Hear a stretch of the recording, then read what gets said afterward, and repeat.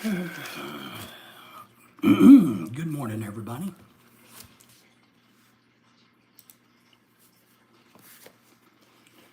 We're just going to wait and let people come in today, but good morning and thank you for being here.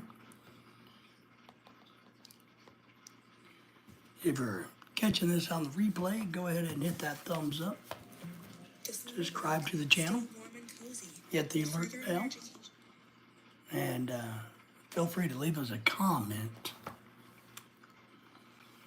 It's cold and early where we are today.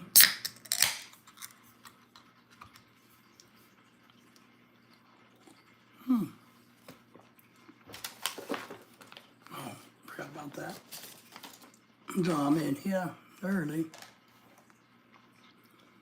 working on a few things. I am.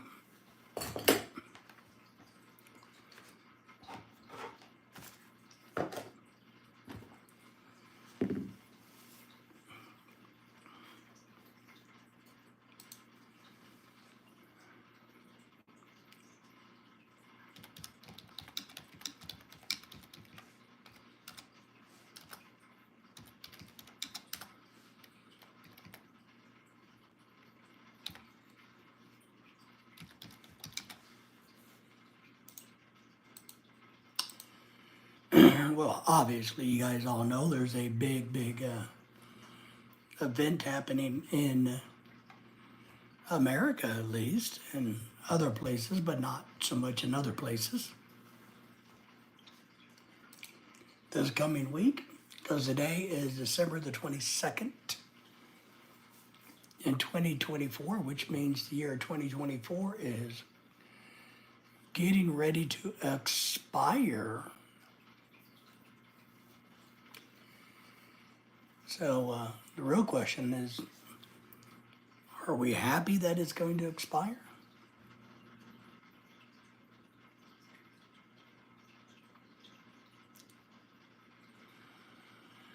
I think I probably am. I think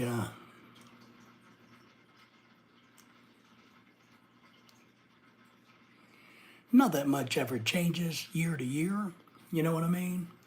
But 2024 has not been a great one. PA Outdoors in the house. Thank you for being here.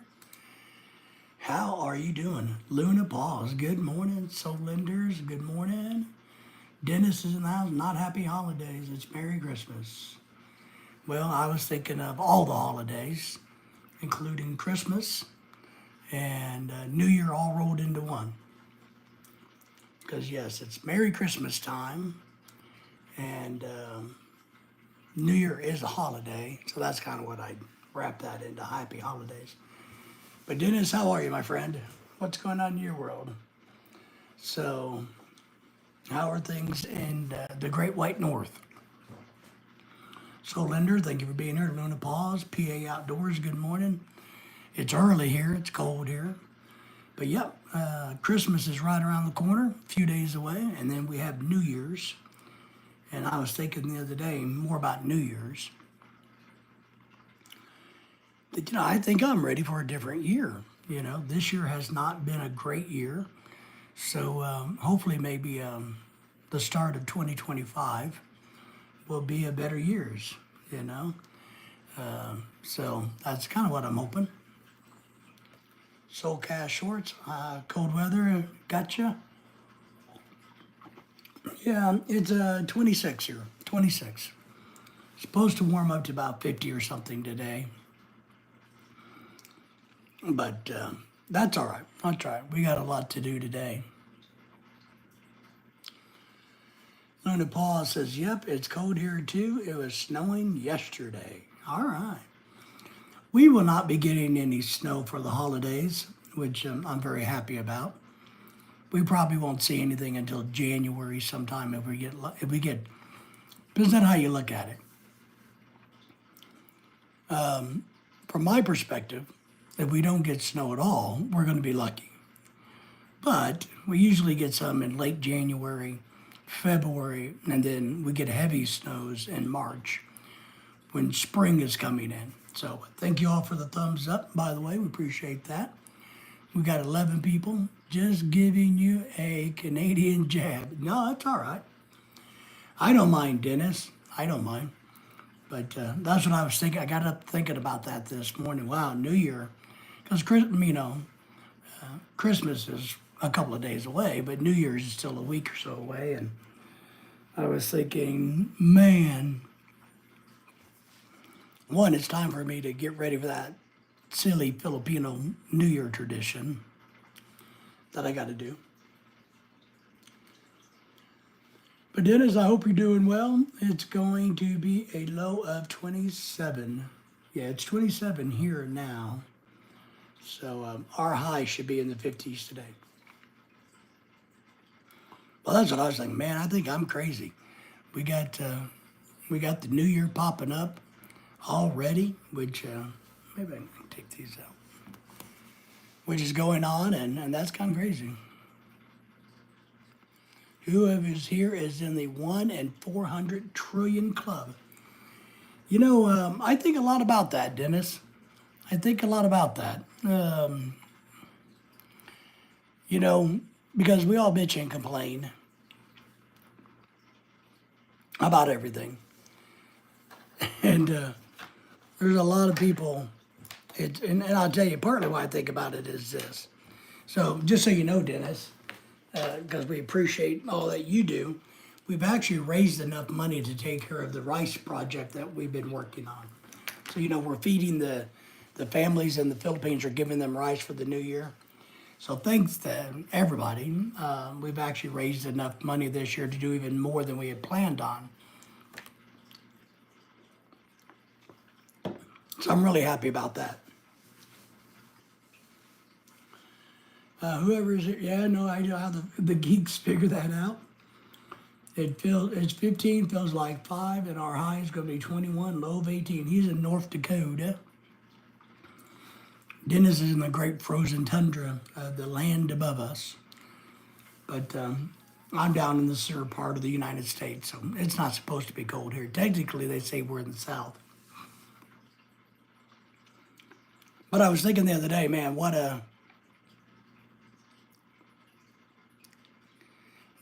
odds it is that I am where I am versus being one of the ones in the Philippines who needs to have rice for the new year because they can't afford to buy rice for the new year. So I was thinking a little bit about that the other day when we hit our mark early, so we hit it early, Dennis, which I was really happy with everybody. So I appreciate everybody donating money to us so that we can buy rice. So Lorelai's getting all that figured out with the girls in the Philippines, and that's going well. So I'm very happy about that. And we were kind of talking about the fact that the girls in the Philippines have it better than the people that they're trying to help in the Philippines. And so I was trying to have a deep conversation about that, but I don't think it went very deep. But overall, we're just tickled to death that we raised enough money to exceed our goals in rice raising, Dennis. That's the point, you know, and that's why, you know, I'm really happy that we raised so much money to buy rice. And, you know, and with your support and everybody's support, you know, we've done pretty good this year. But that's what I've tried to explain to some people, you know, how important, and I think there's a psychological component to all of this, Dennis. Solinder, everybody's in there, Luna. There's a psychological component to what we do and why we do it. Now, like I said in the title, life is crazy, or maybe I'm crazy too. But I think having rice, for instance, to eat, so they can cook meals with for 2 or 3 days around the new year is a good thing.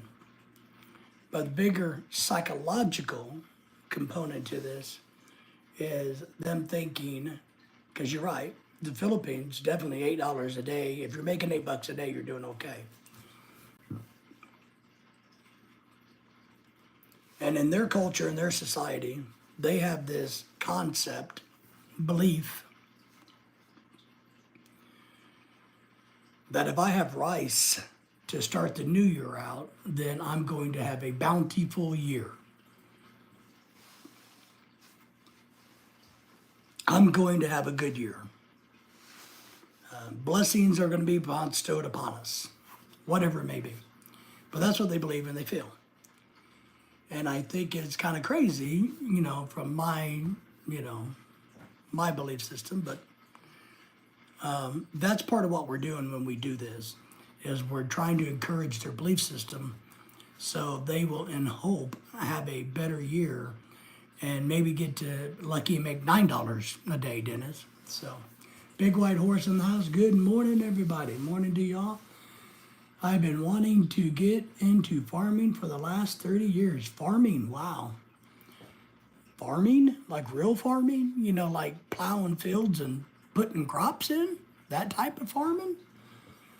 Or, are you going to drive the tractor yourself? Or are you talking about buying a plantation? Lots of people in the North America spend over $10 a day on I know, isn't that crazy? At $10, I would think now, well, the way the prices are, they're probably pushing $15. Because, a cup of coffee now is around here anyway, it's like $6, $7.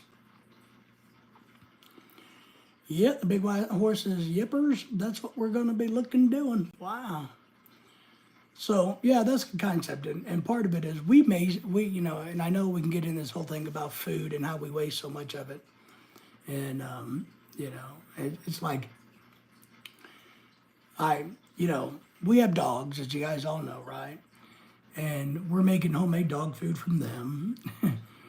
And my dogs are probably eating just as well, if not better, than some people in third world countries, They get rice, they get vegetables, they get real meat every day, twice a day, twice a day. They get meat, real meat, and vegetables. I buy vegetables, frozen ones, and we thaw them out. We mix it up with their rice. So our dogs eat better than probably a lot of Filipinos do. Twice a day versus once a day.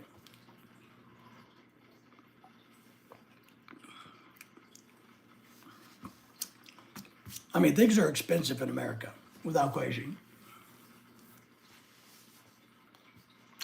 Yeah, my first job, I remember I made $3.35 an hour until I got fired for punching my manager. And then I didn't make anything an hour. But he was a young kid, smart mouth kid, 20, 21. And I was 16. And he thought he could behave cocky and badly. So it didn't work out either well for either one of us. But so that's what I ask everybody to think about this year is, it's kind of like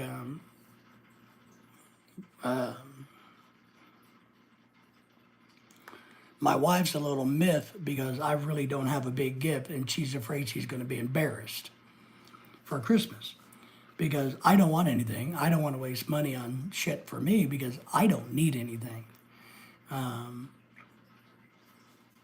I don't need another hat. I like hats, but I don't need another hat. And so I bought a pair of gloves and some slippers that I need or want, will use to give, for her to give me for Christmas. Yesterday she's telling me that she's afraid she's going to be embarrassed because she's gotten or that she looks like the bad person because she's not giving me an expensive gift. And I told her, I said, one, I don't want anything, and two, it's a waste of money, but she's gotten big, expensive gifts. So she's now worried, her Filipino image is now worried about her image, about how people are going to think of her.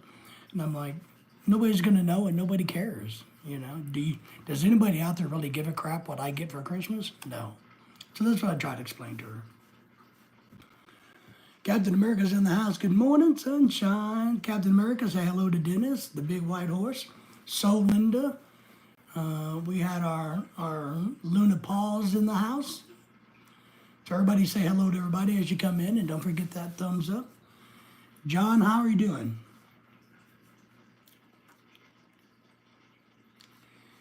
Big White Horse says, 10 years later, I was framed by a deputy and his crew at work. I had a bad back anyways, but the latter isn't the point. God. That's cheesy. That's cheesy. But that's where, do we think most people give a rat's ass what somebody's going to get for Christmas? No. I mean, I don't care what Dennis gets. I don't care. I don't care what Dennis gets. Good morning, CA and all. So I was trying to explain to my Filipino wife, who they have a competition. The Filipinas live in competition, it seems. That she's worried her friends are going to be embarrassed if they figure out what I did or did not get for Christmas. All I want for Christmas is some beautiful arm candy. Blessings are always in disguise. I agree, man. And that's part of our point, and I like the points Dennis makes. Because we are all blessed. I was telling somebody the other day, if we can come on this live stream, we are all blessed. Not because you guys get to see my beautiful, handsome face, but because you have internet and you have a technological device that allows you to do this. So you must be blessed. I don't need nothing, just a book is good. Yes, I'm that way. Well, and I do the same. I bought my own stuff, and Lorelai got a new karaoke machine for her birthday and all of that. So, but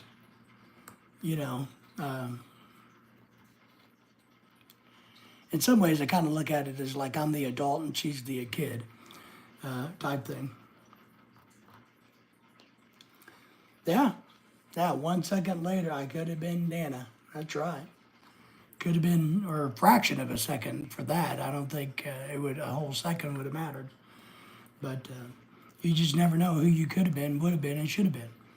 Biologically, cosmically, and or just environmentally. Because believe it or not, environment plays a huge role in who you are.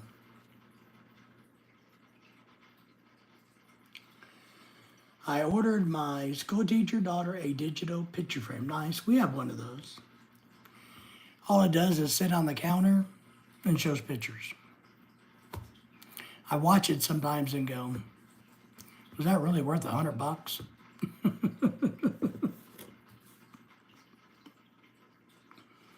I don't know. Because we have all that Google crap here in the house.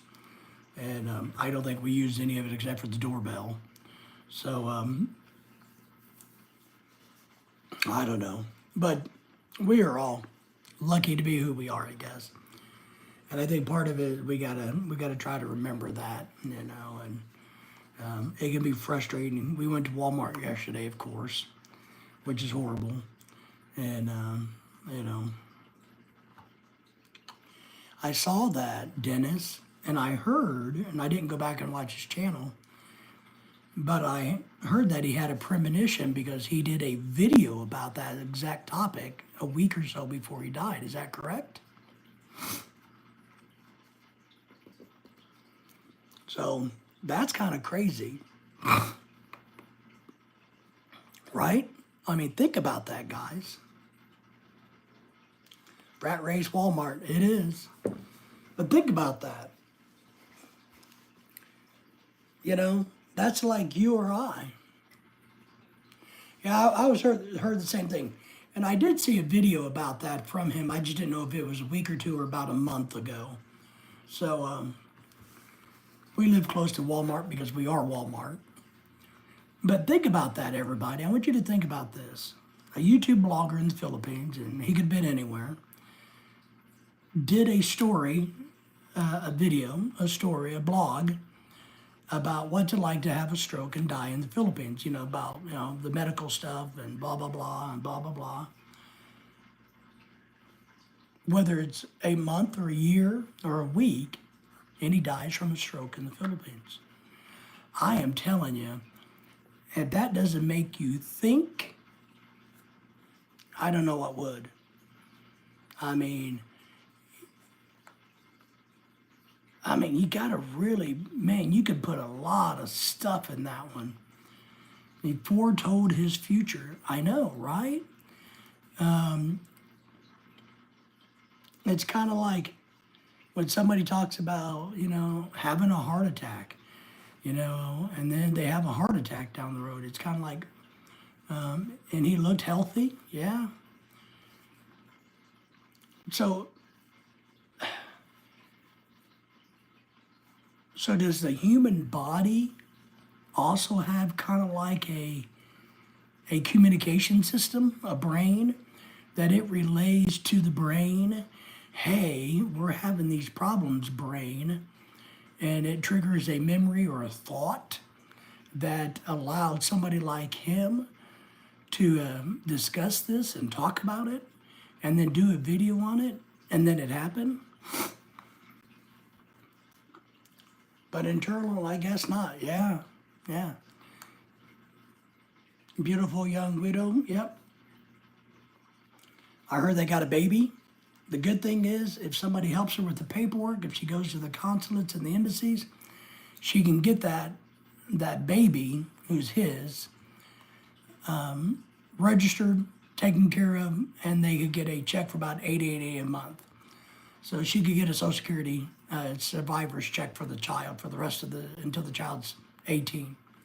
So that might help them in the Philippines, living off of that $800 a month, Dennis. And I'm sure people will help her with that to figure out how to do that. But yeah.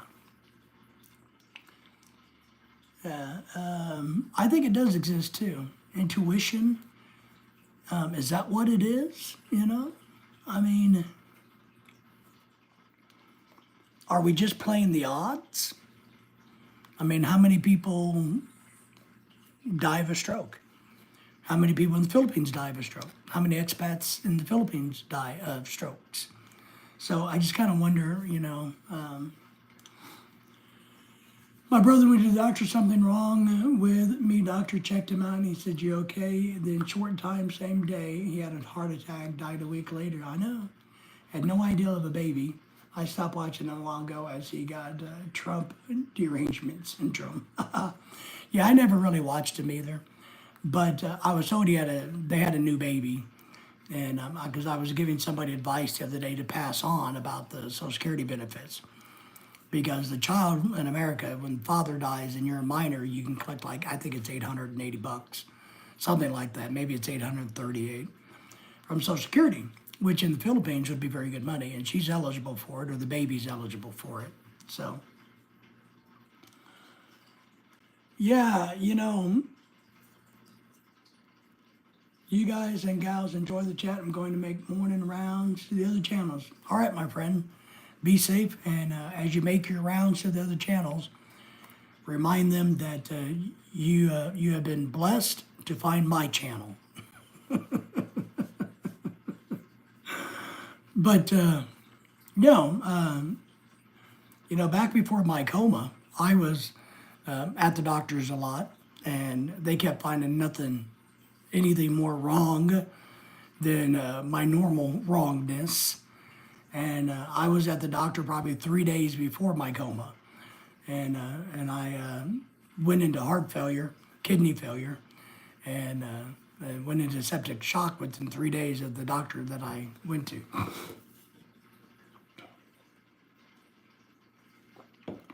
So I'm kind of familiar with that concept, Appreciate that, big white horse. I really do. So, yeah. But isn't that a trip? I mean, wow. He foretold his future. And I remember back when, some of you guys old know, I remember Mike, the nurse who died of heart failure in the Philippines, Mike Carson, if I think memory's right. Linked copy. Thank you. Thank you, big white horse. I should make you a moderator. I'm going to turn you blue, by the way. Big white horse, I'm going to turn you blue.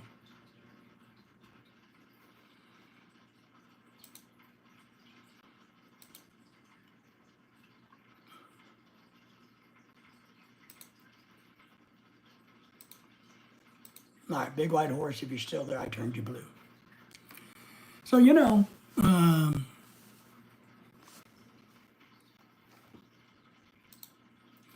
so do we think it's a Motorcycle Mike? Yeah, wasn't it Mike's Philippines Journey or something like that? Wasn't that his channel? Where he traveled all over the Philippines on his little motorcycle. But I remember watching some videos of his where he talked about he knew that he was heart failure and he was going to die, but he didn't want to leave the Philippines. Wanted to stay put and enjoy the rest of his life the best he could there where he was happy. And I think that's the key. Do we feel sad for these people that get to die where they want to die? He drove an Evel Knievel motorcycle. Now, I didn't remember what he drove. And then, of course, as Dennis mentions, part of what I ask and think about now, because, you know, as somebody, and John's married, you know, Dennis is still picking up arm candy all over the world, which is good.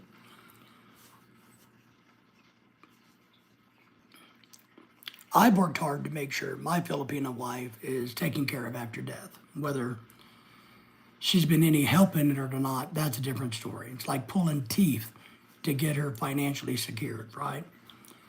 But I've been doing it, and I'm doing it.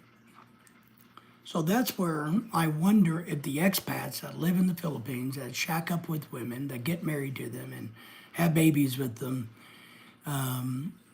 if they understand how damaging it is to their wives or girlfriends when they die, because they go from living in butt ugly poverty to rising up out of poverty, having a standard of living up here now with the expat. And then if he dies and doesn't have things prepared, it's a crash. And I've talked to a couple of Filipinos that have gone through that. They've gone through, boom. And financially, they really can't recover in the Philippines. Dennis, I agree with you. And that's where I think, I look, I'm going to be nice and I'm going to say 5%. And I think that's being generous.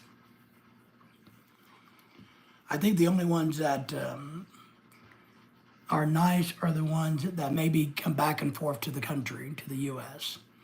The ones that go there to live to kind of, you know, hide or because a lot, you know, look, I think, and this may get me in trouble with expats, but that's all right. You know, I've lived there, I've been there, you know, shit happens. Bama Nolan's in the house. Good morning to you. How are you feeling this morning? But I think a lot of expats go to the Philippines to hide.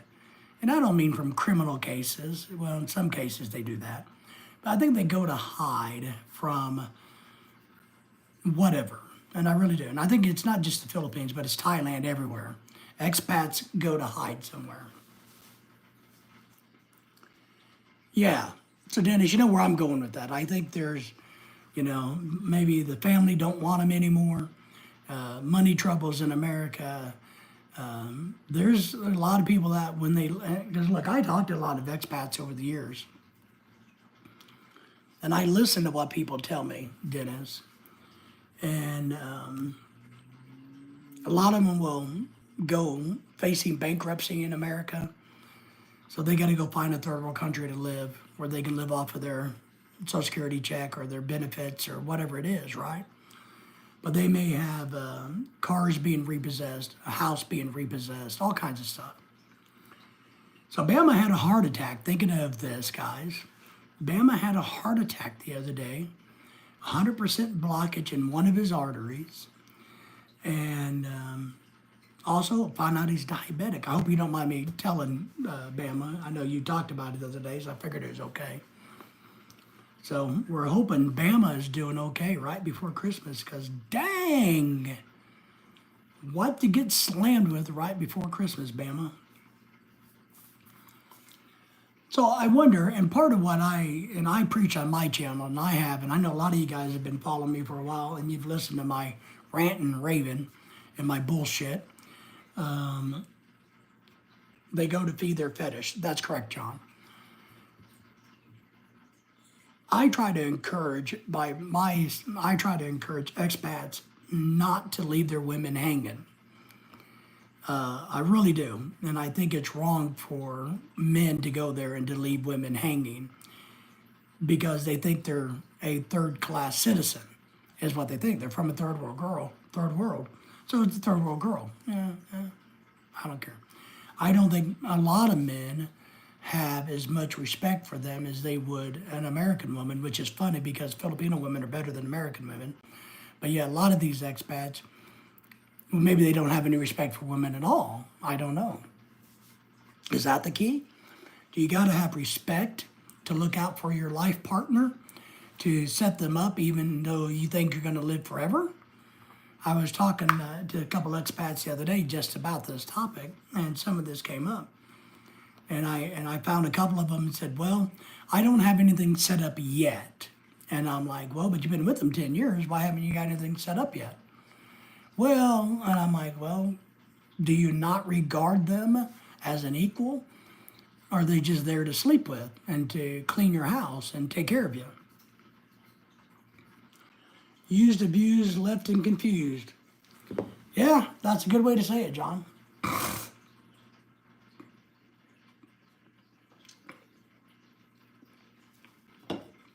Bama's asking, how hard is the language barrier to understand each other? Dennis says, but the upside, at least they had a good life for a while. There's a BF, our husband left them with the babies. Yeah. The language barrier is not a big deal because when they teach English in the Philippines, now if you go to Thailand, that can be a problem, or Malaysia and some other areas. You know, some of the South American countries, Portugal, you know, Spanish language can be a barrier, but the Philippines, it's really not. Vocabulary is a bigger issue because they will not understand all of the vocabulary that we're used to. But they do understand English very well. But they may not understand the meaning behind things or why you're saying it. So that's where you got to get in tune. And I teach this about money as expats. When we have a Filipina girlfriend or wife, and we don't have the money to buy something like, you know, hey, Lorelei wants to buy another beach house. Well, we don't have one to begin with. Instead of explaining how the finances works and how we don't have any money, you know, I got to pay this bill and I got to do this and that. Just say there's no budget because that's what they say in the Philippines. So it's coming to terminology, but not language.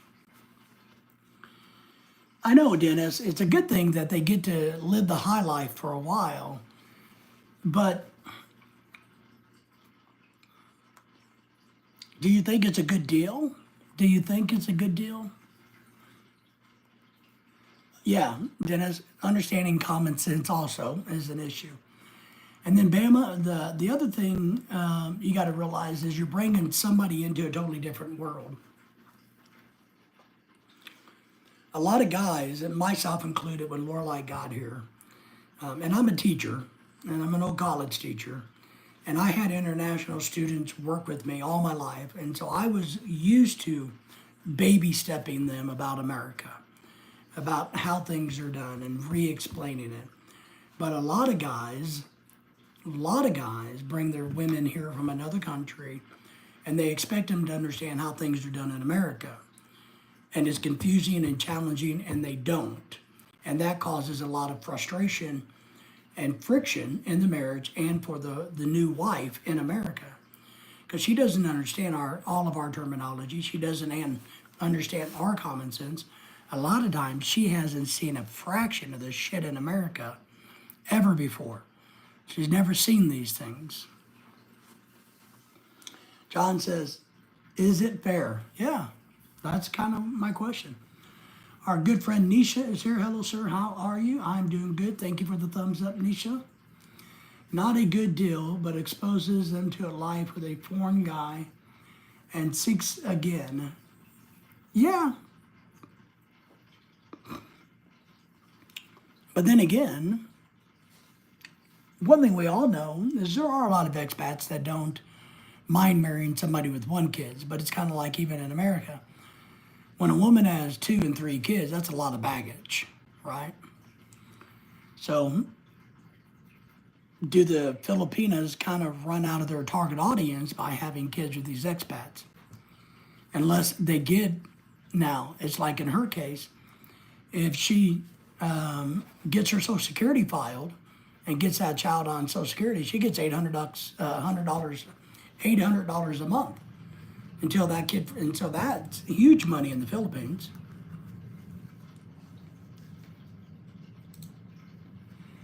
Big White Horse says, I'm back. Life is what you make it. Careless people usually make harder for other people, and everyone's intentions isn't good. I agree. Be careful of other people and yourself. I agree, man. Whatever I got is going to my son. But you also have your wife protected, John, right? In virtue of taking care of your son, if you died tomorrow, your wife is taken care of, right? Because she has to take care of your son. But if you were in the Philippines, living in the Philippines, it wouldn't happen. It wouldn't happen. I don't know many guys, I can't, to be honest, I can't find more than 1 or 2 that I've ever talked to who living in the Philippines, shacking up with a woman, whether married or not married, and has said, oh yeah, I've got things squared away for my wife. I have only talked to 1 or 2.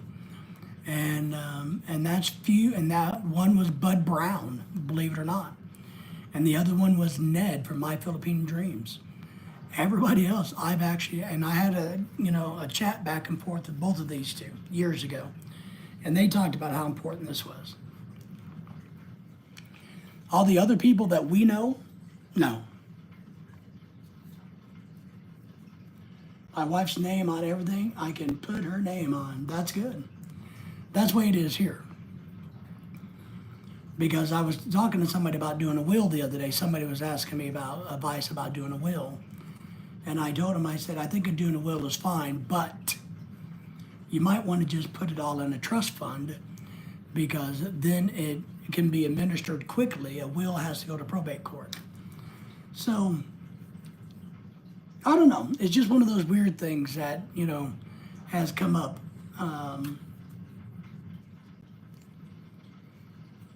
Is it our job? And this is something else. It's kind of like, that made me think of some of this the other day was,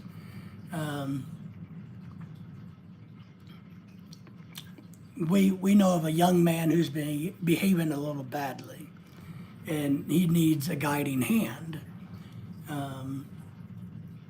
We know people that need more guidance than they think they do.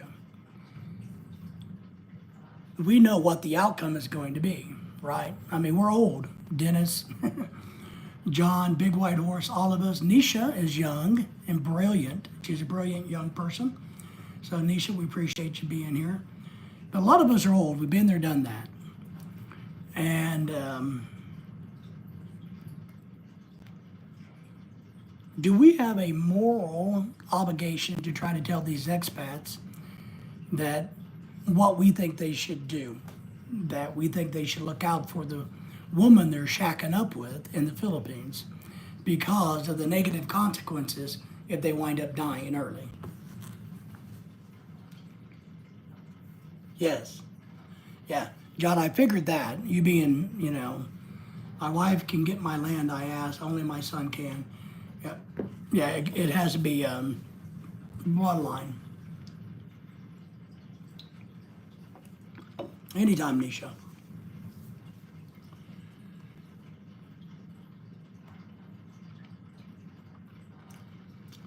Yeah, Big White Horse. I don't have kids. I never wanted kids. I thought kids smelled funny, so I never had them. So I agree. If you can't take care of yourself, you shouldn't have children. Guide me, take me to the promised land. I know. And Dennis, I guess this is part of where I'm at. A question for you. And I know part of my problem is I'm used to teaching at the college levels. I'm used to teaching, right?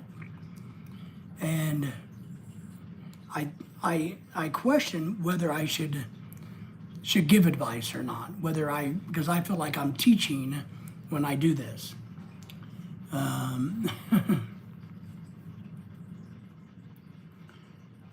Or should I shut my mouth and not tell anybody what I think? Should I not give them I think my wisdom's pretty decent. Should I not share my wisdom with people and tell them what I think? I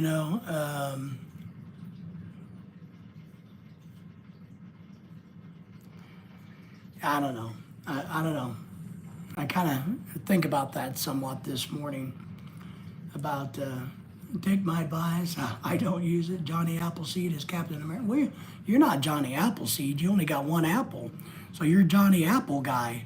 You didn't even make a whole tree.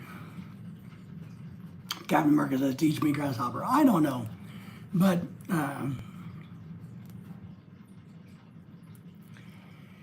I don't know if people appreciate the advice that older people have. And I didn't do it when I was young. I know that I didn't appreciate. And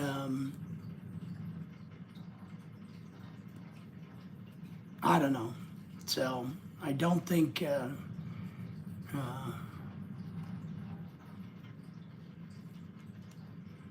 I don't know.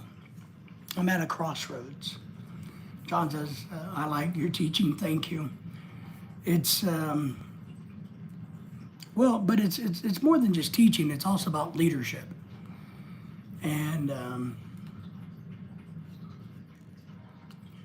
I don't know, my wife told me that I'm offensive in my leadership at times, that I'm too direct and stern to her friends, because the Filipinos don't want to shut up and listen.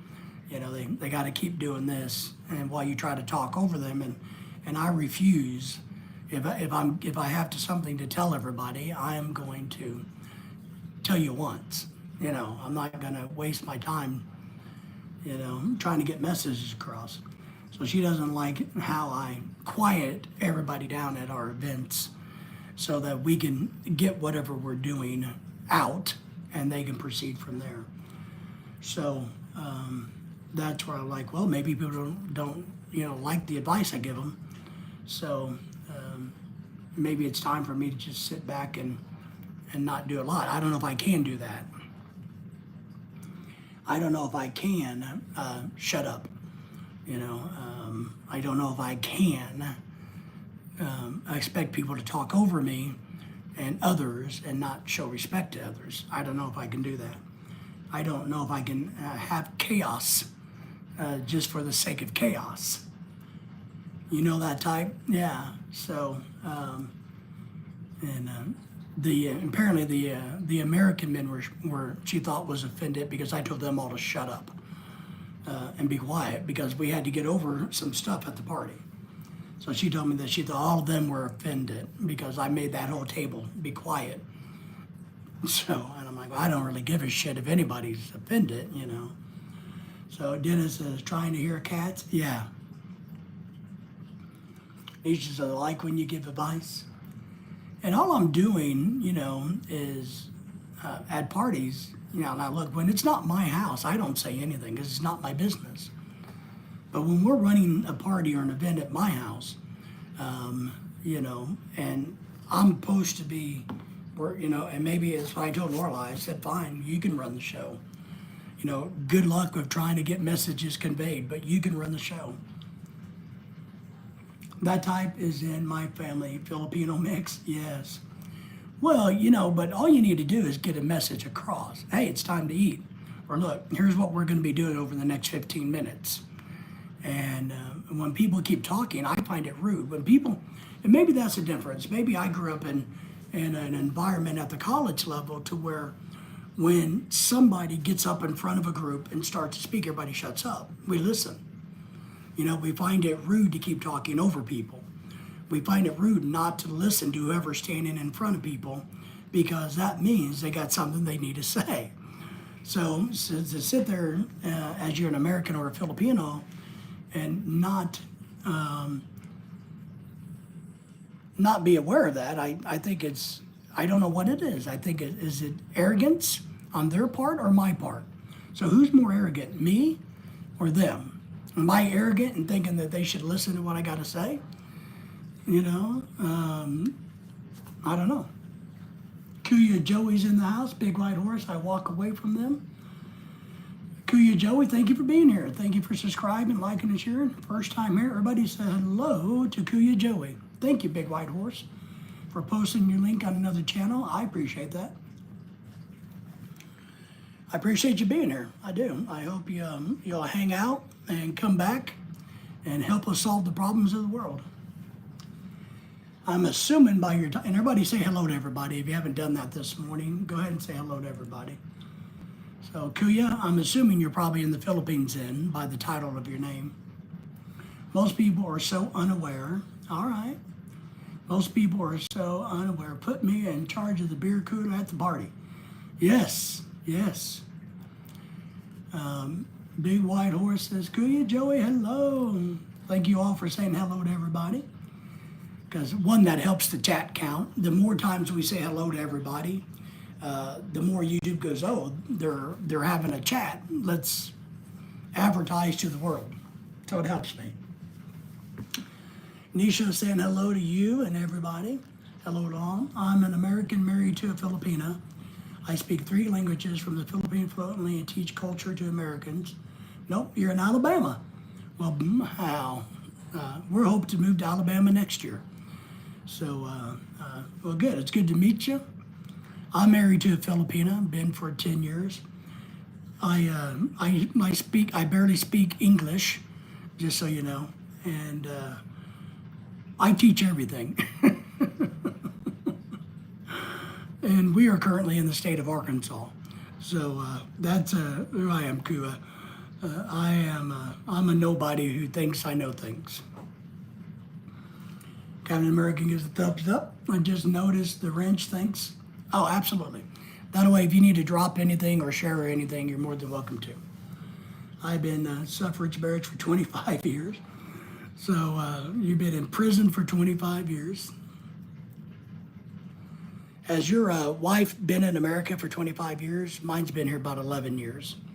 So, and we've lived in the Philippines and traveled there a bunch and done a lot of crap that we shouldn't have done in life. So, but we appreciate your wisdom, your marriage wisdom. So that's, part of it, or should we just say, okay, if you don't want to listen, then nothing will ever get done. I mean, how do you move forward? How do you get things done? Lived overseas. So you're a military guy, I'm assuming, right? Overseas in Japan and Korea. Nice. Retired Army. I got some buddies that are retired Army.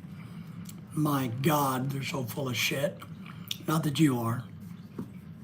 Every time they come over, same 2 guys, talk about the exact same topic. I've heard them talk and tell the same stories to each other, these 2 guys. I don't know, 12 different times. Same Army stories, same ones. And they have this such an intense conversation, every time I see them. So, hey, now I'm retired, Sandra says. Ooh, yeah, retired Army. But you don't seem to be full of shit either. But these 2 guys, I guess one was a sergeant major, sergeant something, big, whatever the best sergeant is, I guess. And he thinks he knows everything. He's also racist, so, well, there you go. But, which I have a problem with. But he, I think it's funny, he's been out of the Army 20 years, and he hates the Army. So we're going to go down a different rabbit hole now. He hates the Army. He's been out of it for 20 years, but he can't stop talking about how much he hates the Army. He hasn't been in it for 20 years. It's kind of like, fuck. Critical thinking prevents a whole lot of headaches, but not all of them. Yes. I was taught critical thinking skills as a young person. I was. I had somebody that did that for me. I keep thinking Japan making glow babies nowadays. That's funny. Glow babies? I don't know what a glow baby is. Is that like a glow fish? One of the fish that glow in the fish tank? I don't know what a glow baby is. Oh, you think, oh, radiation babies from the fallout? Sometimes I got to figure out where John's going, you know. You got a little wrong. Army guys tell you tall stories. Navy squids are full of crap. Okay. Well, they seem like tall stories. Trust me. You know, I mean, they really do. But I just think it's funny because it's the exact same ones. And it's the only two guys talking to each other. The other military guys, they're not allowed involved, I guess, into this conversation that's been repeated. At least I've heard it 12 times, the same conversation, you know what I mean?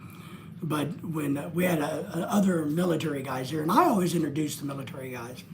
I'm really good about when we have events and parties at my house. I try to make the American husbands feel comfortable because I know how shitty it is to go to a Filipino party. So when we have them, I try to make them feel comfortable. I try to find a safe place for husbands to be. And I try to acknowledge everybody who's been in the military so they all know who's who. And they can talk and have a good time. And, you know, I try to keep the guys, I try to get the barrier taken down with men that come to our house. Stand fast, hold the ground, down, soldier. So, but I just think it's funny. They're so intent about repeating the same stories, they can't talk to the other military guys. It's just weird. I don't know. But it always winds up how much he hates Muslims. You know, that's the end of his long tirade is about how much, you know, when he was sitting with the Joint Chiefs of Staff, you know, and they ask his opinion, you know, about, I don't know. Yeah, whatever. But you're only a sergeant, but you're meeting with the chief joint of staff or whatever that is. I sort of translated to all the husbands. I translate all the things wives are talking about in the next room. That's funny. I don't translate them because I don't want to know. I mean, I don't care. I'm one of these husbands that I understand the Philippine language pretty decently. I understand body language better. And I find it's easier not to care what they think in the other room. You know, as long as they're not bugging me, I think we're doing pretty good. That's how I see it. You know, I'm one of those. I'm like, I don't want to be involved in their conversations. Because usually it's going to be silly stuff. And, you know, there are many conversations we would talk about, and I wish you did not understand those. Yeah. So that's where I'm at. I'm like, I just don't want to. I don't want to. That's why when Lorelai wanted me to, you know, to learn her language, I'm like, nah, it's all right. I don't need to. I would rather read everybody's body language in there and get the vibe for things. So that's kind of what I do. I'm not an expert or anything, but that's what I do. And as long as they're, and maybe this is not very nice of me to say, everybody, right? But there's usually not a deep conversation going on with the Filipinos. It's just not going to be very deep. Best party trick has been one of them is talking about something embarrassing. I woke up speaking in Tagalog. Yep. And you would never feel them can turn so red. Oh, I know. I know.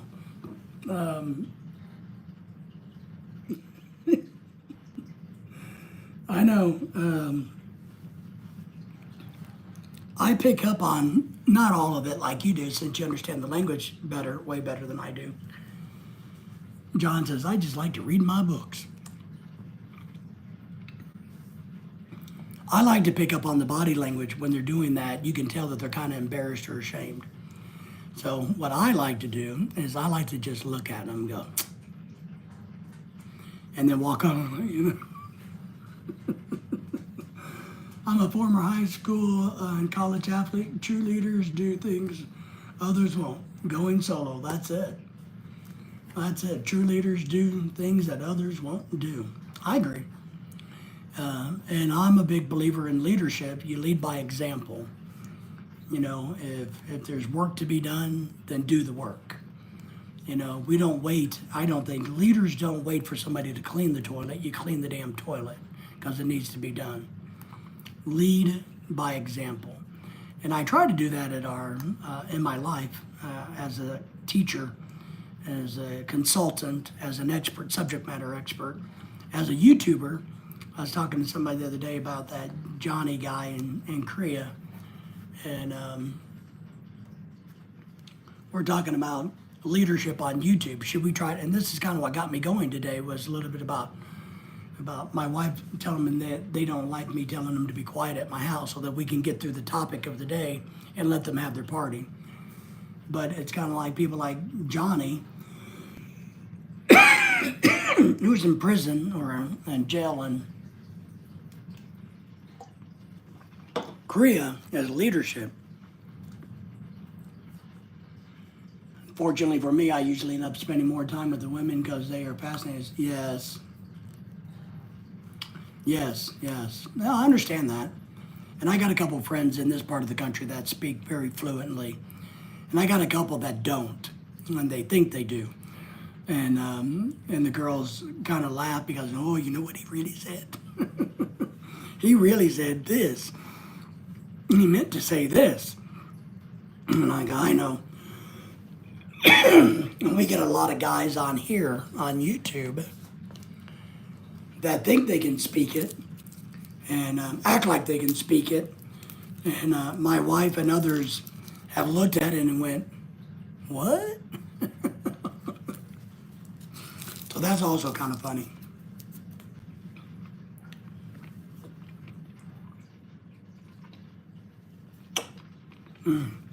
Sinus allergies, man.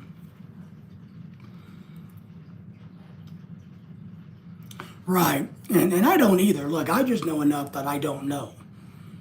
I don't try to say, oh, I can type it, I can speak it.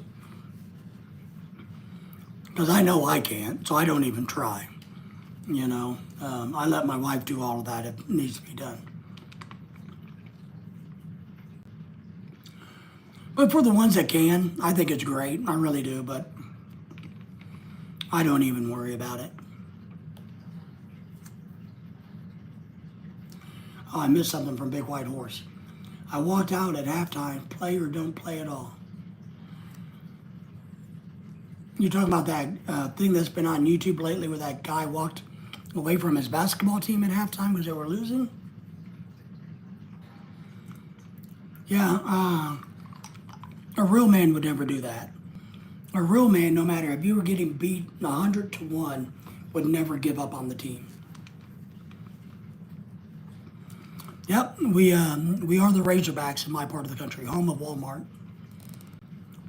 I took ROTC too. Nice. I never did anything in the military. I taught a lot of ex-military guys. When they would come out of the Army or the Navy, the Air Force, wherever, and they wanted to use their VA benefits to go to college, I had a lot of them come through some of my courses. And we had special incentive programs through the Veterans Administration for certain things. So today's read is Om Seti's Egypt. She knows all the stuff that we should know. She said her past life she lived in Egypt. Okay.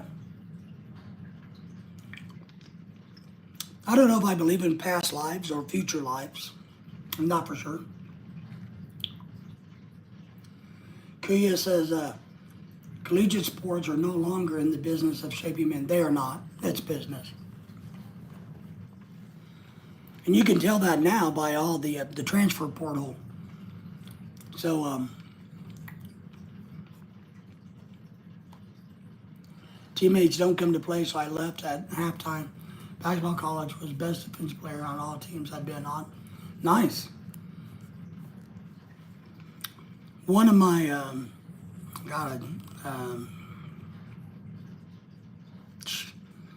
Man, hang on. Shit, man. One of my good friends that died here this year or last year. God, I can't think of John's last name now. Shit.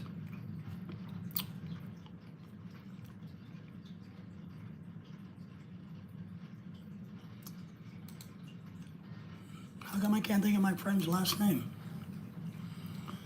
I was a radar operator in the National Guard's Grand Forks, North Dakota.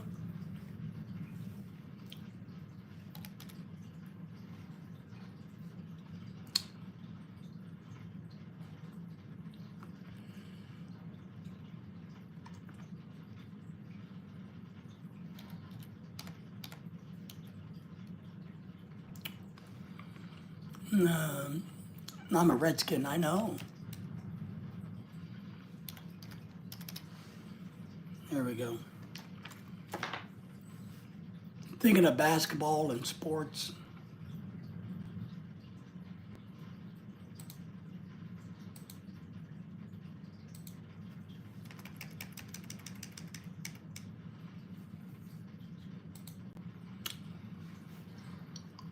There we go.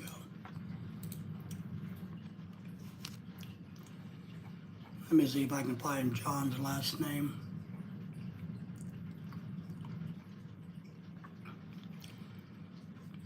Fighting Irish fan here from, wait for it, Alabama. Well, you know, Alabama's took a beating this year.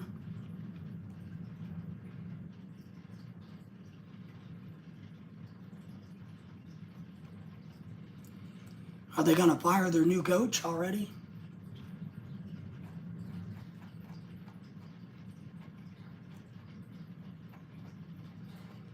And you know, we can't give coaches the time.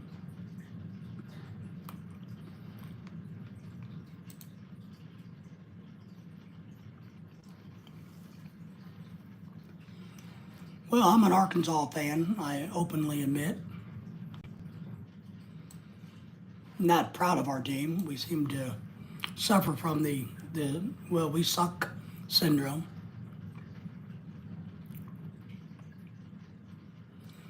Oh, I can imagine living in Alabama. How dare you say anything negative about Alabama staying in Alabama, right?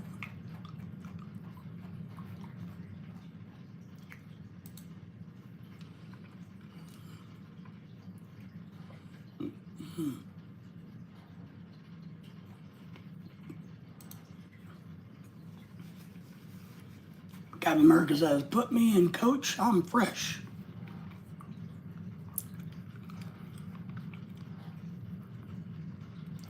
But yeah, so what do we do in life? What part of Alabama do you think we're going to do? Southern Alabama. We want to move down by the Gulf Coast. So we're looking at lower Alabama, either the west side of the bay, Mobile, and or, yeah, that's right, going to LA, and or the east side over by Foley, Alabama, is what we're looking at. We study it a lot. We prefer to live in Florida, but nobody can, unless you're rich, can afford to live in Florida. So property taxes, homeowners insurance, all that crap. The carrying cost of home ownership in Florida is too much for us poor people. But Southern Alabama is cheaper to live in than it is here where we live. We live in Northwest Arkansas, the home of Walmart, the home of the Razorbacks, Tyson's Food, J.B. Hunt, and 500 other $1 million. Well, but the problem is, and we've actually been in Florida a lot. I lived in Fort Myers at one time, and we've traveled to Florida quite a bit, all over Florida. But the problem is home ownership. When I die, I want my wife to have a house that's paid for, and I want her to be able to pay the insurance and taxes without struggling financially. That's my primary goal. Whether she fights me on it or not, my goal is to make it where she can be sustainable in America without me around. And in Florida, that's difficult to do because of the taxes and the insurance. You could spend $20 to $30, $40,000 a year between taxes and insurance. Alabama is like Arkansas, and they don't have that issue. You can taxes and insurance is only a couple grand a year, kind of like here. 30 miles south of Birmingham, nice. So that's and we've looked at the east coast of Alabama, right on the border. That's pretty pricey. There's a little town there that I do like. It's a small town, right across from Pensacola Bay, but a little pricey.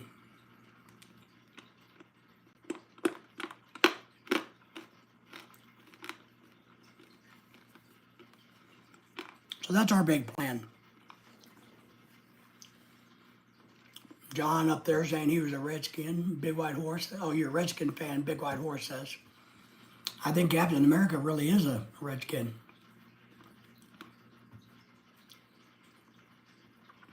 It is, and that's part of what we like the Philippines weather-wise. We had there's other issues, but we like the weather. We love Florida, to be honest. And if I won the big lottery, I would dump all of you guys in a heartbeat, and we'd go live in a big beachfront mansion in Florida. I keep trying to convince somebody on YouTube to buy me one, but we can't get a beach house donated to us. But I will say, for everybody who's listening, I want to give a shout out and a thank you for everybody that donated money to our Rice for Life fund. That's going. We got enough money, so we don't need any more money. That we're buying rice for the Philippines for the first year. We've gotten plenty of response and money for that, which my wife and her friends in the Philippines are working on. So we appreciate everybody giving us money for that. And so we don't need any more money. But I would like to have a beach house, but nobody wants to give me any money for a beach house. Pensacola's nice. We've been there. We vacationed there. We really like Destin, Florida, but it's expensive too. Large population of Pensacola is Filipino due to the Navy presence. That's correct. And that's part of what we liked about Mobile, was there are some Asian stores, but we could go over to Pensacola where there's Asian also. So that was part of the thought, because we don't mind. One thing that we've learned, and since being back into America, after being stuck being in the Philippines, where it takes you an hour to get 2 miles down the road to get groceries, driving 30 minutes, 45 minutes, an hour to go do something for the day is not a big deal. We drive 2 hours often to go to Branson, Missouri, and hang out there for the day. So if I got to drive an hour or 2 hours to go, towards Mississippi or towards Florida, no problem. Even to go fishing, because I fish. I love to fish. They do, and that's what we've been looking at, is the Filipino stores or the Asian stores there in the Mobile, Alabama area. So I am kind of familiar where they're at and stuff like that. So the property values, in central part of Mobile, Alabama, is fairly cheap. Once you get over on the east side of the bay, prices go up. Like in Foley, Alabama, or Spanish Fort, they kind of get a little pricier because you're closer to the water, which makes sense. So, yeah,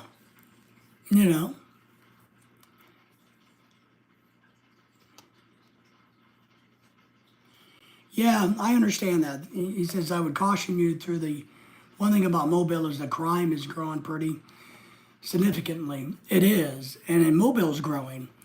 I saw some reports, and we would prefer to be on the east side of the bay, but it all depends on, what we find for the money. But what we have learned is, they're through Alabama, through Mobile, through Interstate 10, they've been doing a lot of growth, a lot of corporations coming in. Also, the fact that they're going to be investing billions of dollars into the Port of Mobile, apparently. So,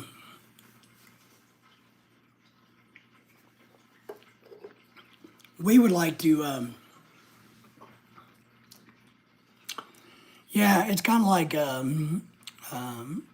certain regions. I know I've been told by people that live in the area, neighborhoods and areas that you don't want to go around, so that you want to avoid. And so, yeah, that's what we're looking at. We don't have an answer yet, but we're looking at that. We would prefer Florida, but the carrying cost is too much in Florida. So that's kind of where we're at on that. But I definitely don't want to live where it's cold. Don't come to Birmingham without 6 guns. Wow. Birmingham is a city full of the have and have nots, right? Well, Sanders, we thought about Texas a lot. I got a brother that lives in Texas. He lives in Dallas, Fort Worth, and of course, we could never afford to live there because it's too expensive. And we haven't found an area of Texas close to water that's affordable, it doesn't seem. We looked at Beaumont, Texas, because it's cheap there because of all the chemicals in the air and the chemical pollutions in the land, and probably everybody's going to die of cancer in Beaumont due to the oil industry and or the PVC industry there. But so property's really cheap in Beaumont, which is weird. Not weird, but one thing that's kind of weird, Sanders, is my wife doesn't like Texas because she thinks the beaches are dirty. What?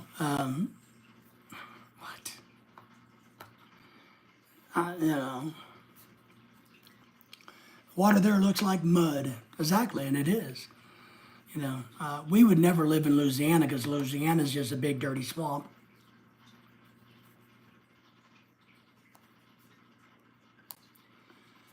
Stationed in Texas for 7 years, I loved it, but I must say Alabama is actually more free state, to be honest.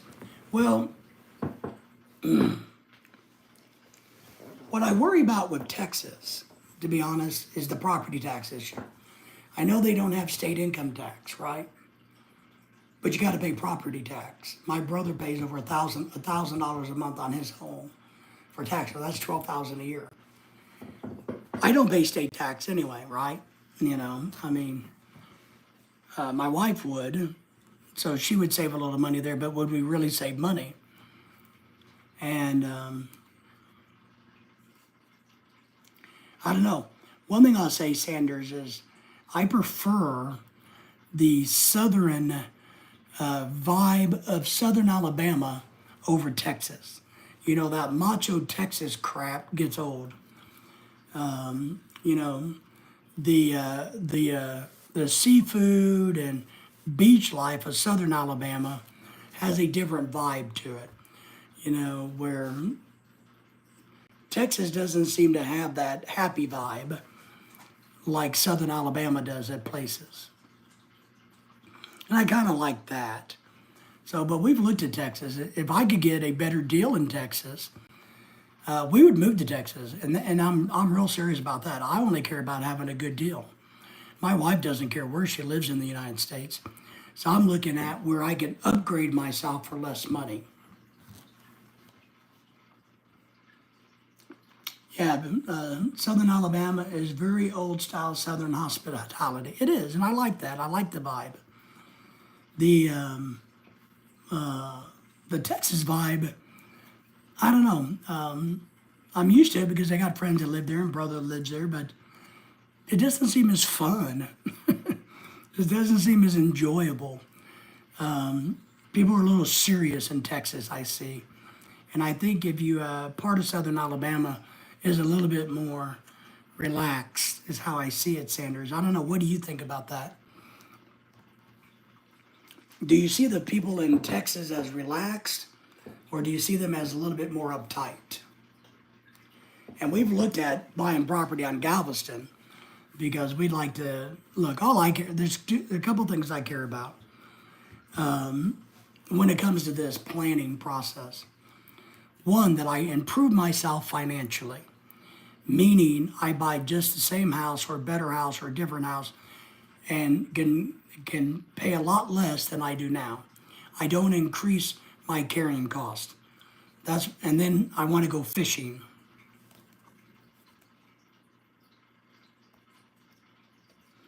Yes, and I was told by somebody that Mardi Gras started in Mobile, Alabama.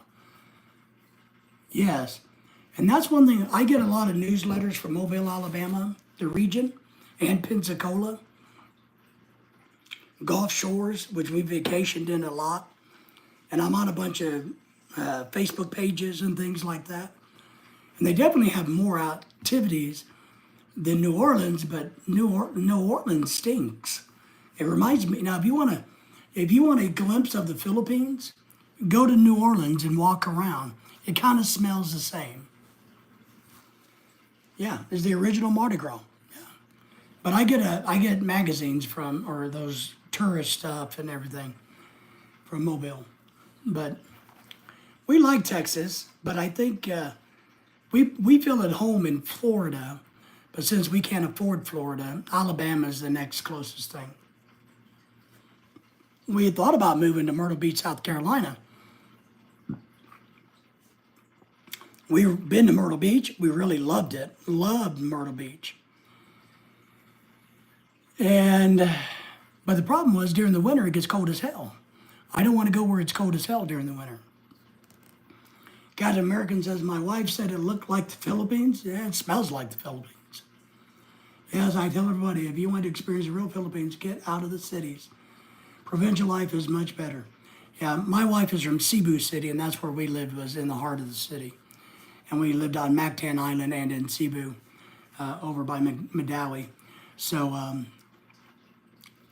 it's two different worlds, which is interesting. But as Dennis says when he talks about it, is $8 a day no matter where you go. Whether you're in the province or not, it's still a poor environment, but it is a different environment.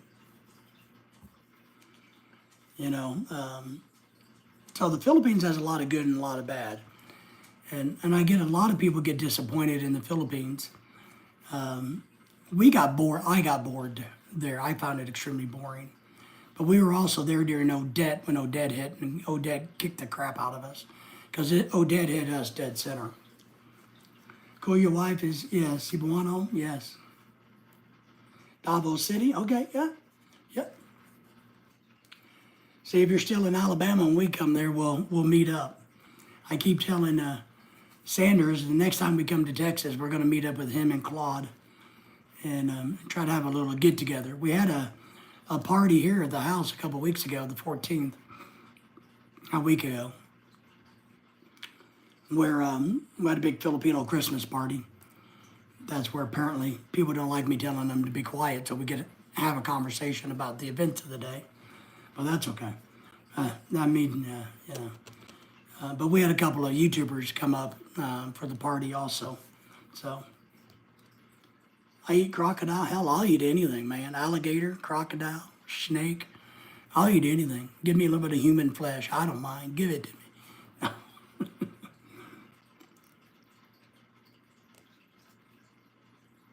Nice. That's cool. Kuya Joey.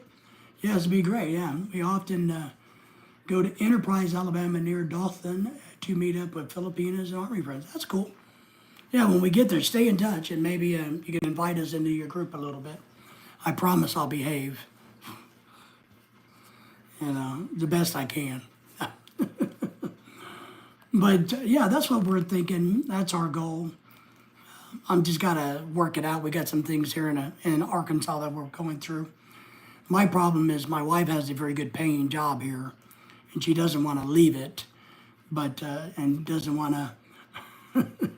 She doesn't want to have to go out looking for another job. That's her problem. Behavior is not a requirement. That's good, because apparently, according to my wife, I misbehave a lot. I don't conform to her ideology of what the American husband should be. I think sometimes they get wrapped up in Americans are different than their Filipino boyfriends. Rural living doesn't bother me. I've yet to make 80K in my entire life. Wow. Well, 80K is a lot of money. I mean, I think I've been retired now for 10 years. 10 years? 10 years? I think I've been retired for 10 years. My last year, I made like 120, but it took me a long time to get to that kind of money. 80K is good money, but I'm retired. Road rage in Texas? Really? I don't believe that. I thought everybody was really nice in Texas and polite, tipping their hats to let other people get in the traffic. That's not the thing, Sanders? Stupid English? Yes, John. 80K total. Oh, 80K total. And you were in the military? And you still only made, wow. But you're only in your 40s, right? If I remember right, you were telling me in your mid 40s or so? Holy crap. On your subject earlier, I think many Americans and Filipino couples have issues due not to miscommunications, but more due not to understanding and accepting cultural differences. Tipping the 10-gallon hat, says Captain America.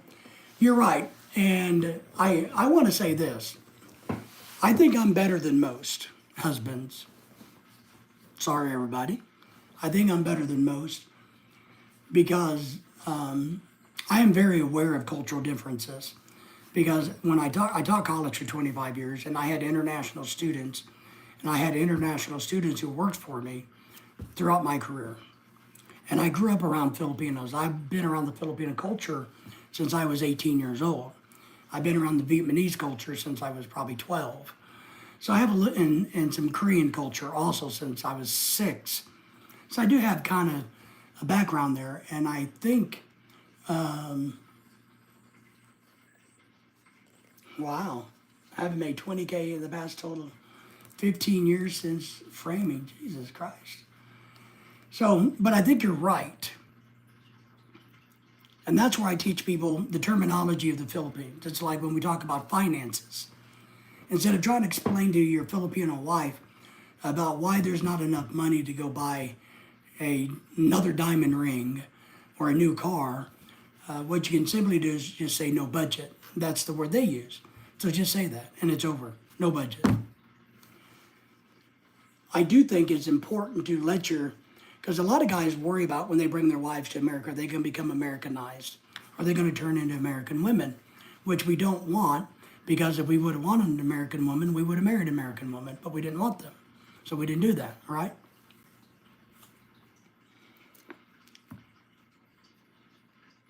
So I think it's important to let them keep their culture, and I do that. I work hard on letting Lorelai be Filipino, speak her language, hang out with their friends, eat their food. I've learned how to cook Filipino food. I have a cookbook there.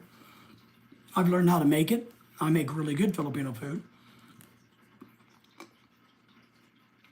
Big White Horse says, I walked out, I sent my ID and birth certificate in and social security card. Okay. They won't become Americanized unless you push them to do so. That's my point. And I think that's a good point. And I agree with that point. Is try not to say this too manly, but you're the leader. They don't know what's going on here. If you want to turn them into American, then do it. But you can either do that or not do that, is my point. Me and my wife just stay home, and I don't work, and we don't work. So my wife likes to work, and so I want her to work because money's good and benefits are good, and it's going to set her up for the future. But I agree. I think, but then again, what does being Americanized mean? Because the more I've talked about this over the years with expats, and after living in the Philippines and being back here and back and all of this crap and knowing all these couples, what does it mean to be an Americanized Filipino? What is that? Can anybody give me an example of that? Because I hear that a lot, but I don't hear any examples of that. I wouldn't change my wife, don't want her to get away from her culture. Exactly, that's my point. And sometimes I gotta push for my wife to embrace her culture more. I gotta keep her Filipino.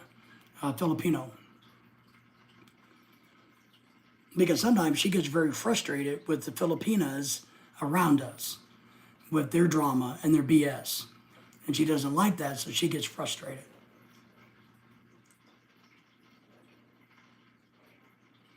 Big White Horse says, I parked my car when I was $1.30 and hasn't moved since. Wow. It means looking for the gold digger. Well, but here's what I think. I don't think it's coming to America, does that make them Americanized as the gold digger reference? Or is that already in them in the Philippines? So did you just choose a bad one if that's the type you have? That's my point. And I told somebody the other day, they got really mad at us. They asked for our advice because we give a lot of advice as couples. Yeah, whoops. I don't think they get Americanized, but they have to live and by the culture here.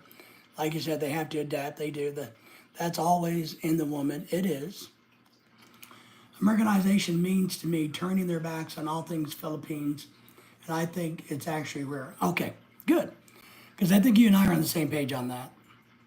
I think it's rare too. I really do.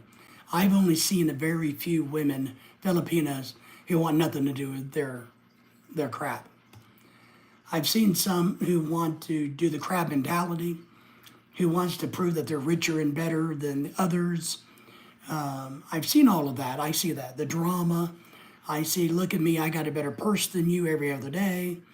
I got a bigger ring than you. We're richer than you. You suck. We see that shit all the time. I'm a better singer than you. I make better food than you. So happy people don't complain. I agree. Big White Horse says Mexico is Americanized. You got that right. Or is America Mexicanized? So Scotty B's in the house. Good morning to you, Scotty. How are you? Everybody say hello to our good friend Scotty B.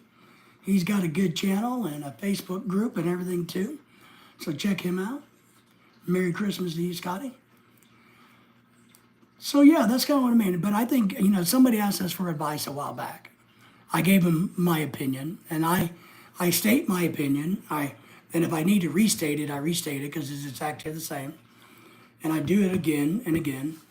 And then I finally got to where him and his wife were having all kinds of problems. But it has everything to do with them individually. And my wife gave the Filipino, some advice. And later on, they accused us of making things worse. I'm like, that's fine, but you asked my opinion. I gave you my opinion. I told you my opinion 20 times. It never changed. And everything that we talked about, I never changed my opinion. And I told you, do what you want to do, but here's my opinion. And I finally told him, because he was bitching, I said, well, you got to remember one very important thing. You are the one that married your Filipina. I didn't marry her. I didn't bring her to America. You did. Scotty, they don't lose, and this will be deep in the weeds, but yes, the Philippine spirit, the spirit. You gotta, and it's hard, I think. Part of what you gotta ask is, what are the motivations? It's cold here tonight, 26 Celsius. Yeah, whatever, Scotty. Hello, Captain America. Captain America, American women want the same thing as a man. I agree. American women want to be a man, or they want to be the man. But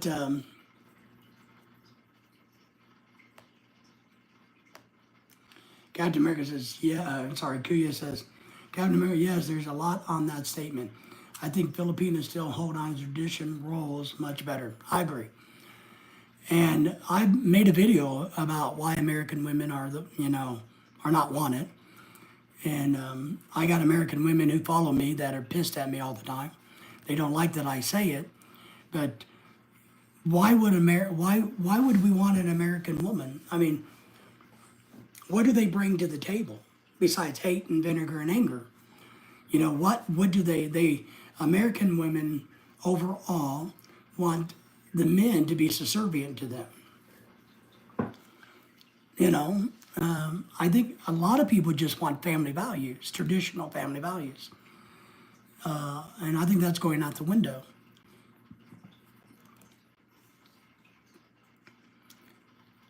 And I told somebody the other day that if you get away from Western women,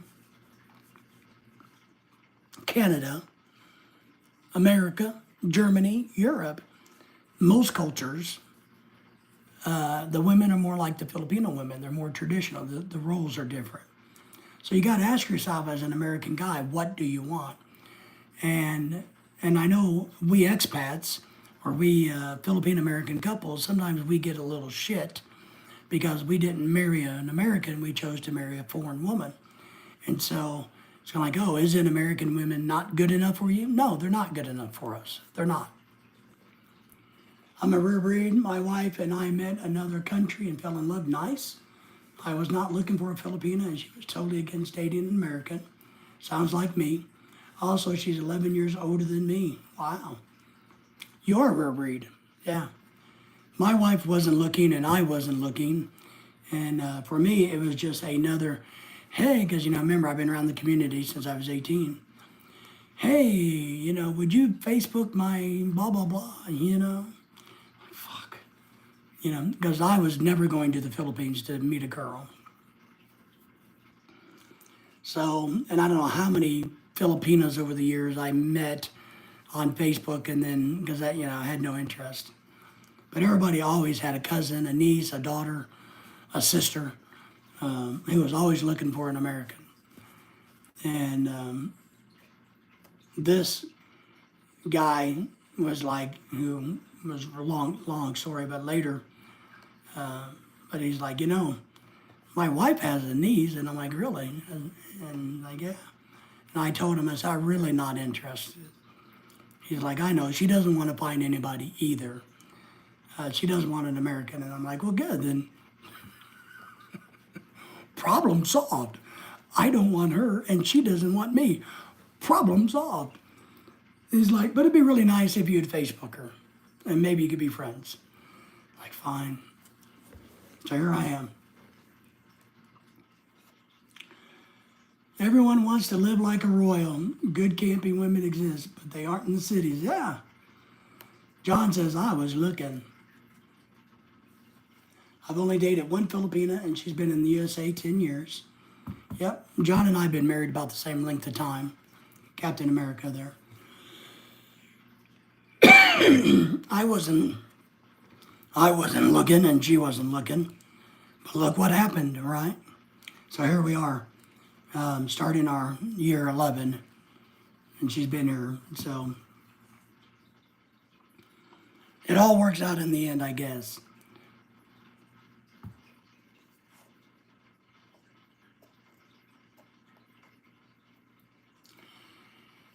Joey, you're correct. And this is what I tell guys, and I know a lot of you guys have heard this before, but I tell guys, if you really want to be happy, you need to fish in your own pond. These guys that are looking for the 21-year-old hot, sexy little Filipina, and they're 50 years old, well, do you really think she wants you, or does she want her way out of the Philippines? So I think it's important for people to fish in their own pond. Meaning, I believe 20 years age gap is about where you need to go. But I got a lot of friends that are always looking, and I've introduced friends to Filipinas that are really good people. I mean, really, we know them personally. We know they're good women. They would make outstanding wives. And they're not fat, they're not ugly.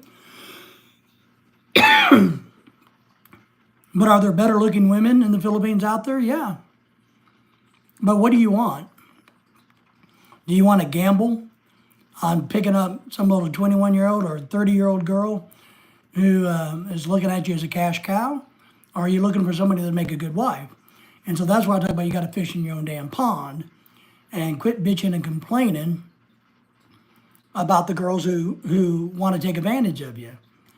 Just do what us older guys say, fish in your own damn pond and you can be happy. I think a lot of issues come with those. Yeah, okay. Oh, Rustin's in the house. Hello, Rustin. How are you?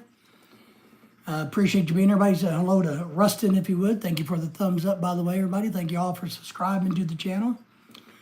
And I really mean that. I got friends today that, man, and I'm like, well, but what are you willing to do?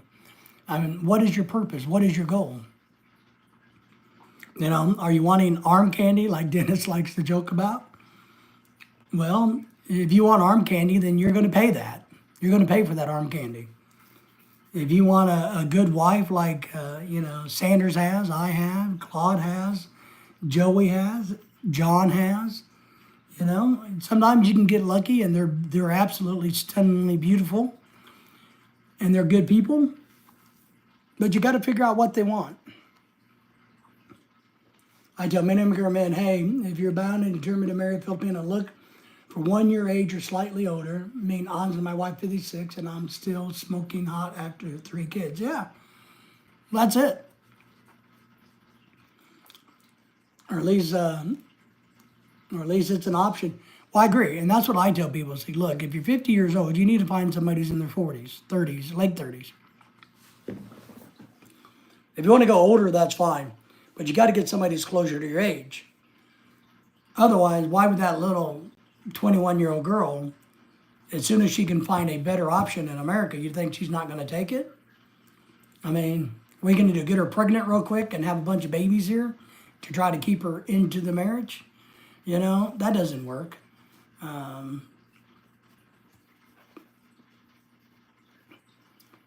So if you want to be successful in marrying a Filipina that you can do for life, you got to fish in your own damn pond. Fish in your own pond. Because look, dude, if you're watching out there, if anybody's watching out there, you're ugly. You're an ugly guy. You're usually fat and ugly and old. All right? That's why you're looking outside the country. Because the hot smoking American women who have their shit together don't want anything to do with us. No. I wanted a wife that could help me when I'm older.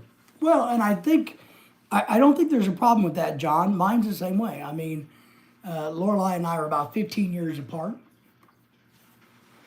And that was the advice that I got years ago. If you are going to marry one, get one that can help you as you get older. Yes, because you're 50 and she's 20, and you are compiling issues on top of already difficult ones, language, culture, and social difference elements. I agree. Big White Horse says, some men don't know what they want. They are peer pressured into thinking something, realize they messed up after it's too late. I agree. But I tell people, Scotty B's in the house. Thank you, Scotty. I thought you wanted someone to shovel snow, John. Needed somebody physically strong enough to shovel snow. We all want our wives to take care of us, or us, I guess that's just kind of what wives do, right? Snow shoveling is for kids, for old men with heart issues. If you got a relative you don't like and they have a heart issue, bring them up north and give them a shovel. But I don't think, and here's part of what my think is, the young girls can't handle the culture difference. They can't do it. Their brain is still developing. They're still learning and growing. They can't handle the culture difference. And they're easily influenced. Meaning, if some dude at work comes around and goes, ooh, baby, you deserve a better husband than that. Really? I do? Oh, I didn't know that. Americans, the other American want me and they have, oh, wow, I didn't know that, Captain America says, my wife said, I can't leave you. My family will kill me. That's it. I help them out a lot. Cement house, rice mills, rice fields, and bread stores. Yes. That's funny. Well, there's a lot of drama when it comes to the Philippine families and the family lives and all that drama that we have to go through here. There just is. There's a lot of drama. We go through it here. We've gone through it, and now it's different drama. So, which is really frustrating, but it is. But you think a 21-year-old little girl can handle, trying? It just doesn't work. I tell guys this. I said you need to get out of your head and decide what you want. If all you're wanting is, I mean, you can go be a sex pad anywhere. If you bring if you bring your little sex pat girl to America, you're gonna have problems. If you want to find a wife, that's a different story. A lot of expats go to the Philippines and Thailand and other countries to be sex pats. Not expats, but sex pats. A lot of them go there because they can't survive in America. I know I get a lot of crap from men when I tell them this. Look, a lot of guys live in the Philippines and Thailand and other countries because they can't make it in America, whether it's financially or whether it's a simple fact that nobody wants them here. Another issue is the family. Lucky, we have never had one. They have never once asked for money. Wow, that is good, Joey. Holy crap, that is good. 99% of us have to deal with that. White Horse says, I'm glad I gave my female friends a chance to figure themselves out. Yes. Captain America says, I won't live forever. None of us will live forever. None of us will. And that's kind of where we kind of started this road is what do we do with our Filipinas, our wives, the ones that, how do we set them up financially? Is it wrong for the expats living in the Philippines not to set up these women financially for when they die?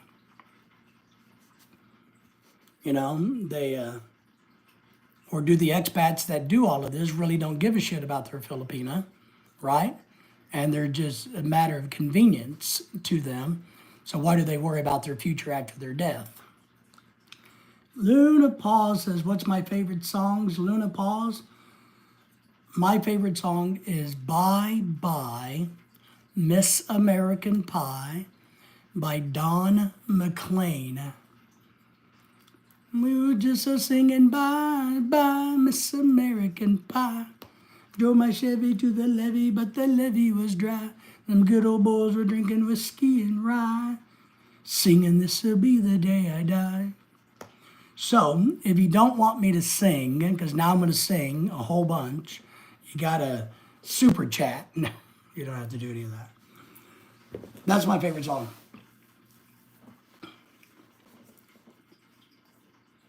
Jack and Diane's a great song. Great song. Again, I'm in a rare situation. So you guys own 27 hectares of coconut farm. Nice. Something happens to me. She wants to move back to the Philippines. Okay. Everybody enjoyed the new week. Happy holidays. Yes. My wife doesn't want to go back to the Philippines, I don't think. I think she likes the life here. She wishes she had family here. We don't have kids. We're not going to have kids, obviously. And but I'm cultivating some relationships for her with others to where she has kind of a family network here.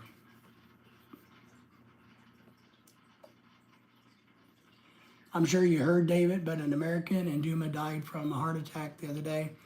Well, we heard about the Every Man Has a Story.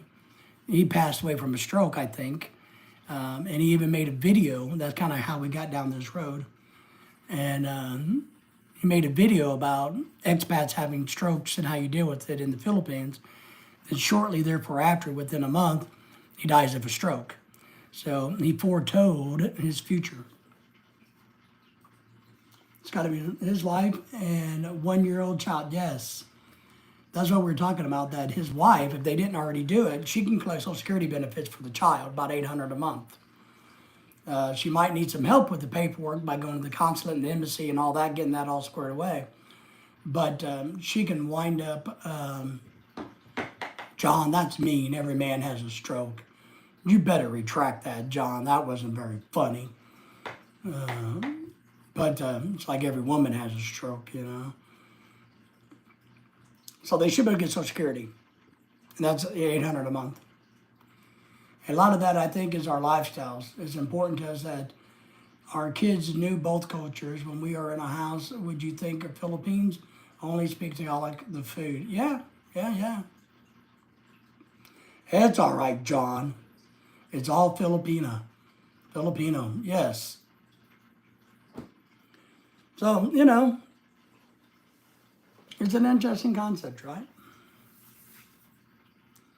I don't know.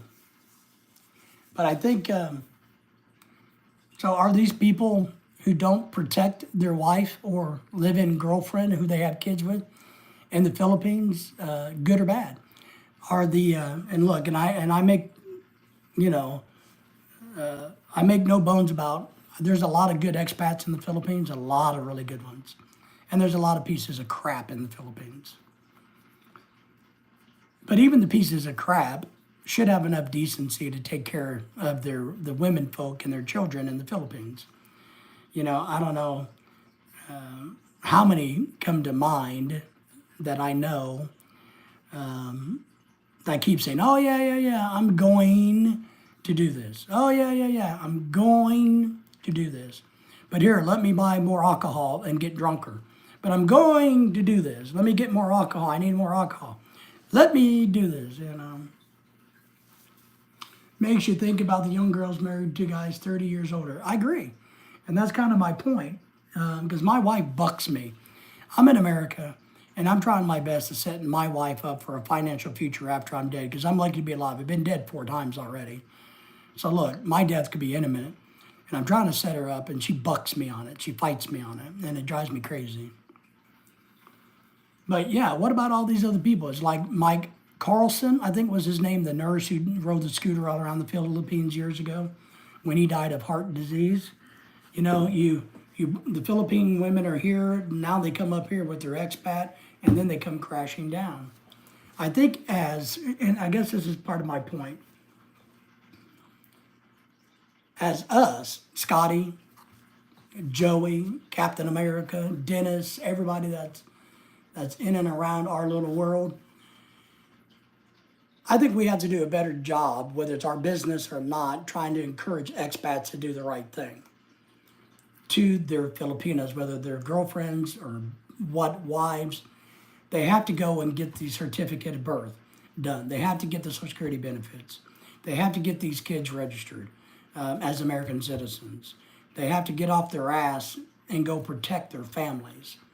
And because they're deadbeats in America, so they go live in the Philippines as deadbeats and drunks, and they do nothing. And that's shame. It's like, if we're trying to tell young YouTubers, this is, you know, where my brain is. Part of what I try to do, which apparently doesn't work or my wife doesn't appreciate, is I try to encourage people to do the right thing. These young YouTubers, I want to show them how to behave on YouTube. That, you know, the pursuit of fame and fortune can wind your happy ass up in jail if you do it wrong. So I feel it's our responsibilities as adults to do this. I find it the same way with expats in the Philippines. I get so tired of hearing this story and seeing these men on YouTube that are expats living in the Philippines who are drunks or worthless or women chasers. They have wives and or girlfriends, and they have all these babies, they have all this shit, and then they die, and they leave the female and the kids with nothing. Maybe that's my rant for the day. I think they choose an older because they think a guy sees a lot of them and can teach them. I agree. My 9-year-old son eats dried fish with me. Well, nobody's eating dried fish in this house, John. Well, it's none of my business what their age gap is, but if you're 65 or older, you're not likely to watch your kid grow up. I agree, Scotty, I agree. I don't know, I just think there's a more responsibility for us to do better, to be better. I really do. And maybe that's a little bit of a high horse on me, and it's not a religious thing for me, but I just think it's if we're going to pretend that we're decent human beings, if we're good men, then should we not step up the plate and try to do better and try to role model that? And that's kind of where I'm at. Like, I hate seeing these drunks on YouTube bitching and whining and complaining. I know they can't make it in America, so they go to the Philippines. So maybe they like the smell of formaldehyde. Oh my God, John, you're such of a troublemaker. But, or do we say, oh well, that's the way life is, and I don't think it's okay. Am I self-righteous? Maybe, I don't know. But I think if you're going to put people in a position, then it's one thing I told my wife, and maybe I'm a little different, is my wife really wanted a dog. I never wanted dogs. Now we have 2 dogs, and I would kill you if you hurt my dog. Just throw that out there. And both of my dogs have had a bad year. One's that has heart failure, and she's going to die any day. And the other one got run over by a fucking car this year. She survived, but she's disfigured now, disformed. But I told my wife when we got dogs, I said, look, this isn't the Philippines, and I don't do things like in the Philippines. If we get a dog, we're taking care of that dog. We're not going to leave it outside in the winter. It's not going to freeze its happy ass off and die. So understand the commitment we make. Joey says, I agree with you on the role model part. That's why I try to help these guys out. I think you and I are, and John and everybody, we're all on the same page. Parasites attack the weak and vulnerable. They do. They do. Are you saying I'm weak and vulnerable because I had parasites attack me, John? Is that what you're saying? Man, John, you're not very nice today. Yes. Yes. I know. John says, nah. All right, John. But I think if you take on a Filipina, and I know a lot of people don't like me saying my Filipina, but I don't really give a shit. If you like how I say my wife or my Filipina or your Filipina, I don't really care. I do it anyway. Insignificant, I have some of my knee as weak as we speak, yes. But I think they should at least take on the responsibility. They should have decency enough to put the alcohol down for 10 seconds and think about the future of the woman that's taking care of them. Scotty likes that, Joey. But I don't know. And then again, you got to ask your question, can you make your wife happy? Is there anything that you could do to make her happy? Or, should we just worry about ourselves as men? Should we say, no matter where we're at, the thing we need to worry about is us? There's a lot of guys I've talked to, which blows my mind. They point blankly and said, I don't really care about my wife. After I'm dead, she's dead. Lynn puts it on strong. The ointments, yes. My wife used to make me use that green bottle shit. That stinks. You guys all know what that is in the Philippines, right? That liquid bottle crap. I don't know what it's called, but and then the Tiger Balm crap. And now we have to use the Salon Paws, which stink. So. And I think it's funny how Filipinos use Salon Paws all over their heads when they got a headache. Put one here and here and here and here. They come out of the room with a head full of Salon Paws. Yeah. So that green bottle crap, man. Not for me. It probably works. I don't know, but I don't like it. So I don't know. I'm just irritated. I tell you guys, look, you don't have to learn the language, but at least you're trying to understand the culture.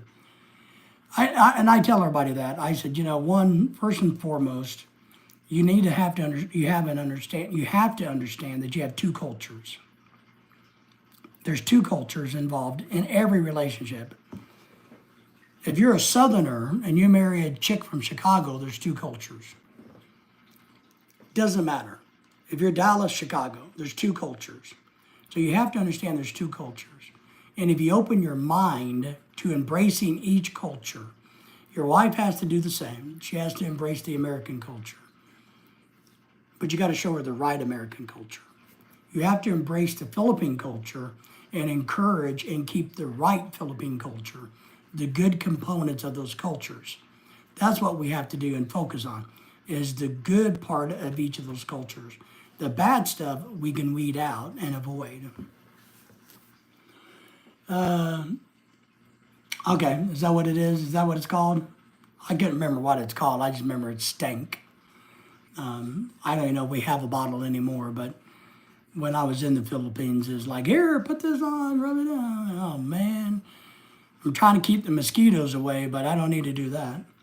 The Philippines and American government should come up with their law to provide child support. I would agree. I agree. But how are they going to provide it? I mean, the men don't have anything. A lot, and look, and I know maybe guys don't like me saying this, but a lot of the expats in the Philippines can't survive in America. So they run off to the Philippines or Thailand or wherever. So they run off to a foreign third world country because nobody wants them in America, or they have criminal cases depending in America, or they have back child support in America. They run off to there and they start an all new family again. So how are you going to enforce child support? I mean, if they're biological children, then Social Security will cover them when they're dead. So I know, you know what I mean? And I know maybe a lot of the Filipinos or the foreign women want to get pregnant and have an American baby because they hope that they're going to get American benefits down the road, which I don't blame them for that. Yes, yes, yes. And Filipinos are the most flexible, resilient people I've experienced. I agree with that. Yeah, I tell people all the time when natural disasters hit and they all want to give money or they're all soliciting funds. And I'm like, now look, I survived Typhoon Odette. We had our asses kicked during it. I survived it. The Philippine people were more resilient than Americans ever would. They didn't have a freaking problem. They just did. I suffered. They did not. Because I'm an American and they weren't. It's like no big deal to them. So when everybody on here on YouTube starts saying, oh yeah, we got to donate money so Auntie can get a new roof on their house. Well, I don't think a lot of that's true. But we'll see. Scotty says, child support here, but the girls don't go after them because they can't afford a lawyer. That's correct. And they probably have to prove that it's theirs, right? And they can't afford the DNA testing or whatever it is. American is actually difficult for many as we are stubborn people. We are. We don't like change our ways. We do not. Joey says, we survive in situations where they thrive. That's a good way to say it. That's a good way. They thrive, we survive. And so when natural disasters hit the Philippines, I don't worry about the Philippine people. I really don't. Maybe that's not very nice of me, but I don't worry about it. I really don't. We've helped out her family more than anybody could ever imagine. And now that her sister's in Chicago being a teacher and quote, quote, they are rich now, they've abandoned my wife. The kids her sister won't let her nieces and nephews talk to her anymore because there's a jealousy factor that the kids may like their aunt better, but her sister, who's now living in Chicago, being a school teacher, thinks she's so rich that she's holding the money over the children's head, going, well, I don't want you to talk to your auntie, so unless, if you want all these nice things I'm giving you, then you got to do what I say. I have to be the center of attention of your world. Your mama does, not your aunt. Up until this point, we sent them all kinds of money for years and years and got them out of trouble, bought them a car, and now they've turned their back on Lorelai. So we've been through all of this shit. And I've told Lorelai for years, but it's her family, so I get it. But I've told her for the year, what would they do if we weren't here? If you weren't in America, what would your sister do when they had these hospital bills, when the kids were sick and they were out of food? What would they have done if I wasn't in your life to just send money? They will figure it out. That's one thing I tell guys on here who are dating Filipinas or want to chase a Filipina, and they're giving all kinds of money to them. I said, you're really not doing them any good because you're teaching them to rely on an outside source versus what is available in their country. Because if you disappear and they're used to your money, that's my point about these expats dying. they're used to your money. They're used to that way of life now, but you disappear and cut the money off.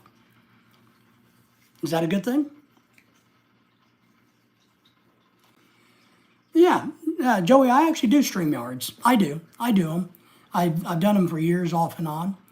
And yeah, maybe this coming week I'll do one again. I used to do them on Thursday nights. And I've had a lot of people ask me to go back and do a StreamYard again. So we might do one, or I might get up early I might schedule one for early in the morning. But you're in Alabama, so it's not that bad. But I do a lot of night live streams, and when the summer's nice, I get up early and go sit outside. This morning I just got up early, but it's too cold to sit outside now. But I do a lot of evening live streams. My wife does live streams too. Her in the Filipinas, you know, at midnight they do live streams. Yeah, that's what my wife was, John. My wife never wanted me to send her money, but I did. But she never wanted it. Never wanted me to. But absolutely, Kuya. I mean, absolutely. We can do that. Okay. All right. So in an indivert way or indirect way, you're actually covering them, which is good. And I think that's a better. Treat them, you know, it's kind of like teach them how to fish, right? And that's what we've tried to do. We have examples. If we've offered to pay for college for all the kids, the sister says no, because I don't want them to think you paid for their college. I want them to know that their mother paid for their college. So no. But you can give me the money. No, we don't trust you. If we want to pay for the kids, we will pay for the kids. I'll send the money directly to the college and get things paid. So we offered to, you know, so with the family. But we have friends in the Philippines. One of the ones that's helping with the rice program. Years ago, what we did, we invested about $500. Lorelai's friend, this was when I first met her. We were dating. I'd been to the Philippines and met them. When I got back, we talked about it, and I invested about $500 in this family. They never asked for another dime since, but it got them a place to live. It got him close to his job, and it got him the ability to go after becoming a licensed or certified security guard in the Philippines. He was at the lower level, and he needed some funds to take the course or to take the class or pass the test and to get him bumped up where he made more money. I'm like, all right, I did all the math, so that's fine. Gave him the $500, whatever it was. Lorelai took care of it. And they've been doing great ever since. You know, so we gave them the money to teach him, you know, where he can go make money. And he's never stopped. I had to say that you need to be healthy to help your family. I agree. I agree with you, John. You got to be healthy. But one big philosophical question I have is this.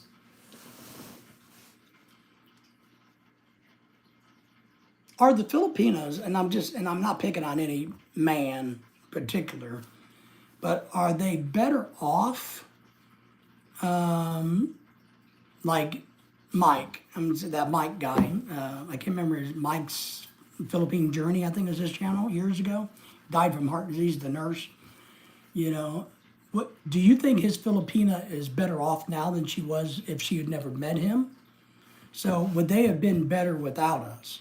Even the gentleman that died of a stroke here just recently with the wife and child, are they going to be better off because they met him, or would they have been better off not ever having that experience and she just make it through her own way through the Philippines? So are they truly better off with us?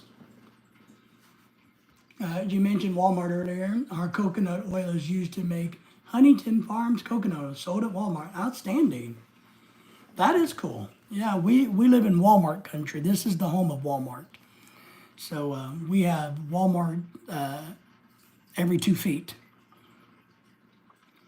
We are, luckily, we just drove by the new Walmart home office campus, which is going to be as big as most universities. Heart attack, Mike. Yes, he had a heart attack because he had heart failure. But he said in his videos, I'm not coming into America. I could be treated, but I don't want to be. I want to die here. you were talking about purely financial, then you think maybe they could be better off. Yeah, if you're talking purely financially, then I think maybe they could be better off. Yeah, I used to watch them all the time, John. I did too. Well, and I am talking about, let's break it down. Financially, if you're here and you come here and then you crash back, are you better off financially or are you worse off? That's kind of what I mean. If they're starting here and this is their life all the way through, ups and downs like this financially, but you meet an expat who brings you to here and you do this for a while and then they disappear and you crash. You know, if you're a smart Filipina, you won't crash all the way. But if the expat, doesn't help that stabilization after they're gone, then I think they crash hard. He was an electric by He was electric by triad. What? Worst in case in that situation. Now, the other question, so you got the financial question. John, I'm not for sure what you're talking about.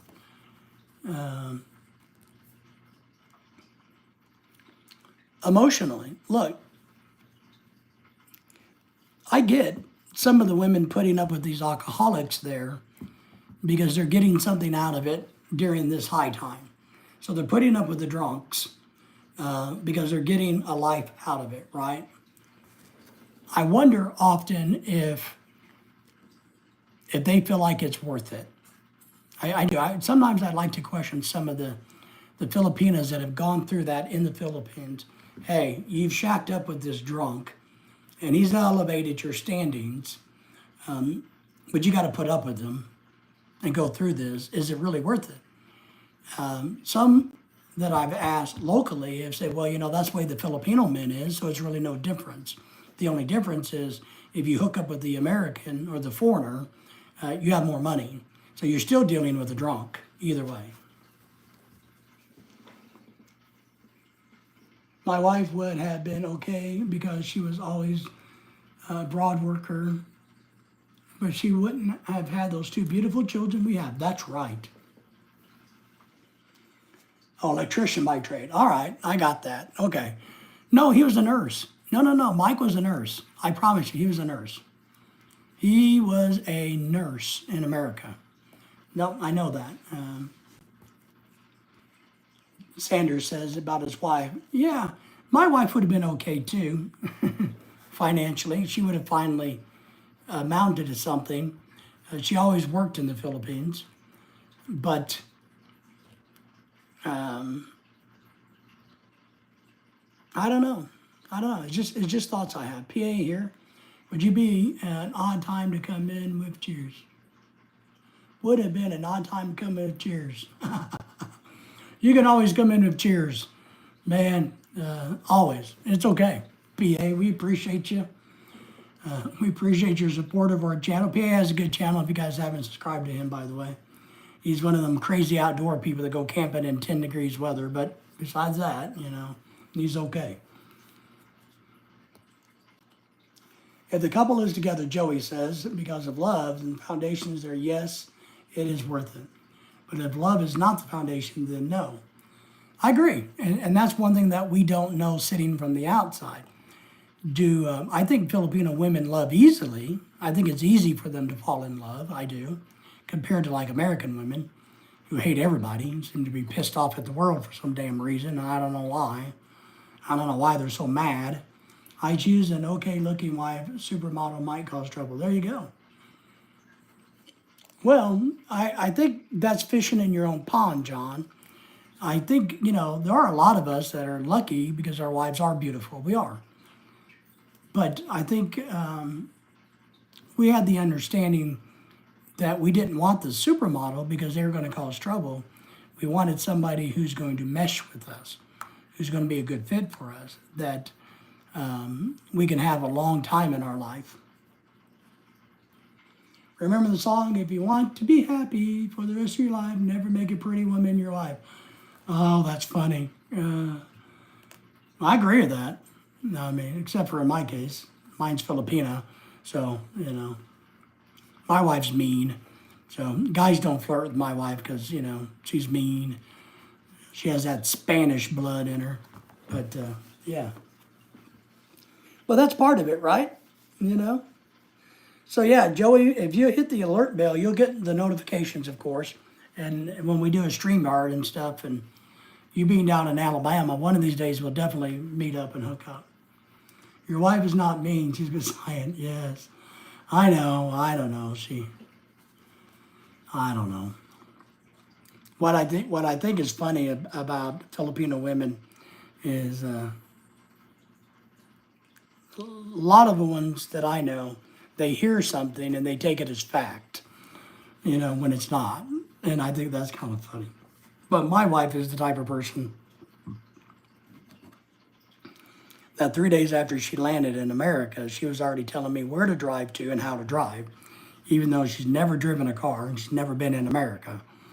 So, I tell her, don't be a side seat driver, Yeah, you think your wife and my wife are related? Yes. Yeah, they might be. They might be, I know they would like each other. I know that much. My ex-wife is nutter than a squirrel poop. See? They, it's just, I don't know. We're obviously PA, a lot of us are pro-Filipina, but they come with their challenges. They do. Anyfin is in the house talking about nuts. I'm here. Anyfin is here in the morning. Thank you, Anyfin. How are you? Are you not fishing this morning? Too cold? The water freeze over and you can't break through the ice? PA's laughing at you, Bob. You guys also need to understand there's a culture difference within the Philippines also. Visayan women are very different from Manila women, for example. I agree. My wife always says that the city women and the province women are way different. Or the mountain girls. The girls from the mountains, are way different than us city girls. Just woke up, I will be fishing. Nice. Cheers, Paul from Anyfin. We will both be fishing this week for sure. Outstanding. Cheers to all. So, yeah, it's kind of like, oh, well, my wife, when we meet, when there's somebody that my wife kind of goes, well, I think she's probably from the mountains. I have no clue what the hell that means. But no, she's from the mountains. She's not a city girl. You can tell. You can tell by her behavior. She's a mountain girl. I'm like, what? Super easy fishing right now. Ice everywhere. Should be hard to catch. All right, good. My wife is actually from a native tribe. Wow. In order to enter into their marriage, I had to accept the tribe. Holy shit. That's pretty cool. I got to say, that's pretty cool. That is pretty cool. I got to admit, I like culture, so that's pretty cool. Yeah, I might, I talked to a buddy the other day about trout fishing. If we get some decent weather, I told him he's 80 something. I'm going to take him up. We're going to go trout fishing below the dam. Best thing about waking up is my mountain-grown wife. See, and that's what I mean. I don't know. And I know girls from the mountain. He says, oh, those are city girls. They don't know. They're not good. I'm like, what? The hell are you talking about? That's the reason I learned the language so well. There you go. You got to accept the tribe. You got to learn the language. But that's a good thing. So I don't know. But I know they have their own issues with each other. It's like, I don't know. And when we first married, my wife would say something about a tomato nose, like, "Oh, that girl has a tomato nose," and I'm like, "A tomato nose? What in the hell is a tomato nose? You know a tomato nose?" I'm like, "No, I don't know what a tomato nose is." Lane was born and raised in Bohol, but she has lived here in Manila since she in her 29s. Okay, hard to catch fish through the ice. Ice is easy to catch. Might not do ice fishing. Catch and cook today. Ice and margaritas. There you go. If you can't catch the fish, take the ice home with you and make margaritas, right? They lose their city girls. So Yeah, it's just funny. But I remember trying to get my wife to explain to me what a tomato nose was. She's like, well, they got, it's a tomato. And I'm like, no, I don't know. I got a tomato and said, here's a tomato. How does that look like a nose? But I got to tell you, my wife is hot when she's wearing her tribal dress. I bet. I think all three kids happened from that dress. I do think native dress is very cool. I think cultural is very cool. And I do. And we've been to a lot of cultural events, barrio festivals and things. And they are cool. They are cool. They're a lot of fun. But I think that's the same thing for the African countries, for South American countries. I think it's cool.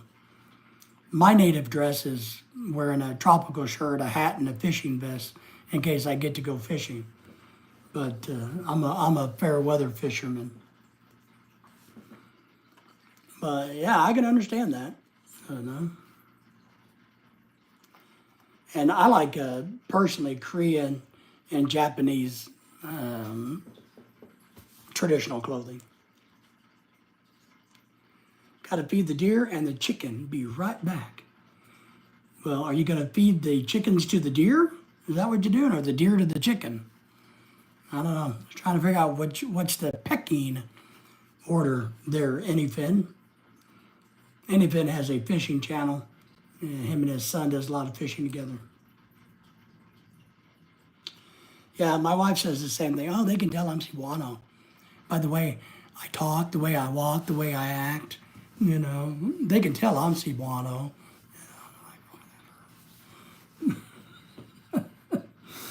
By the accent, I know. Depends on the egg production. Ah, good job. There you go.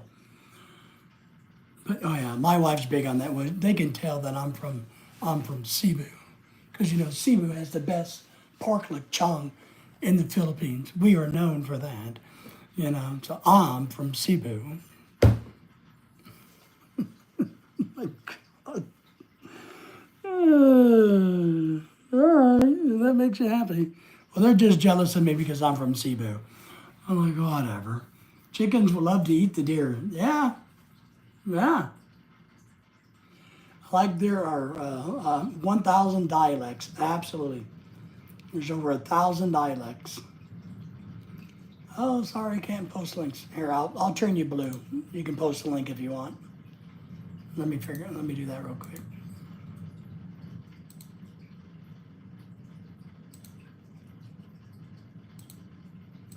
All right, now you're a blue guy. You're part of the Blue Man Crew. Yeah, I thought I read somewhere there's like 3,000 and change in dialects in the Philippines, or there was in history. Some of them are probably outdated by now or not being used much. But at one time, I think they counted, somebody in the Philippines figured out that there's roughly like 3,000 dialects and 7,000 and something islands, right? Or do I got that wrong? I can't remember for sure. My wife speaks a few different dialects in a couple different languages. Yeah, Joey says there was 3,027 before, but now they're down to about 186 that's used, yes. That's what, I was referring to, so absolutely. I try to study about the Philippines a lot. I did. I try to read their history a lot and all of that. So I've done that. Okay. Wow, maybe John Balut has 3,000 different names. He does. John Balut has 3,000 different names. Yeah, during the Spanish colonization, and then when the Japanese was there, the Japanese beat a bunch of it out of them. I talked to an old Filipina, she's dead now, who lived through the Japanese occupation, and she talked about how brutal it was, how bad it was, how the Japanese men raped and brutalized young girls and women all the time in the Philippines, and how this lady and her family, they snuck off and lived in a cave system for years. Now with the colonial mentality, they are dying fast. I agree. All right, let me go look at your dress. Wow, nice. I'm looking at your picture here. Very nice.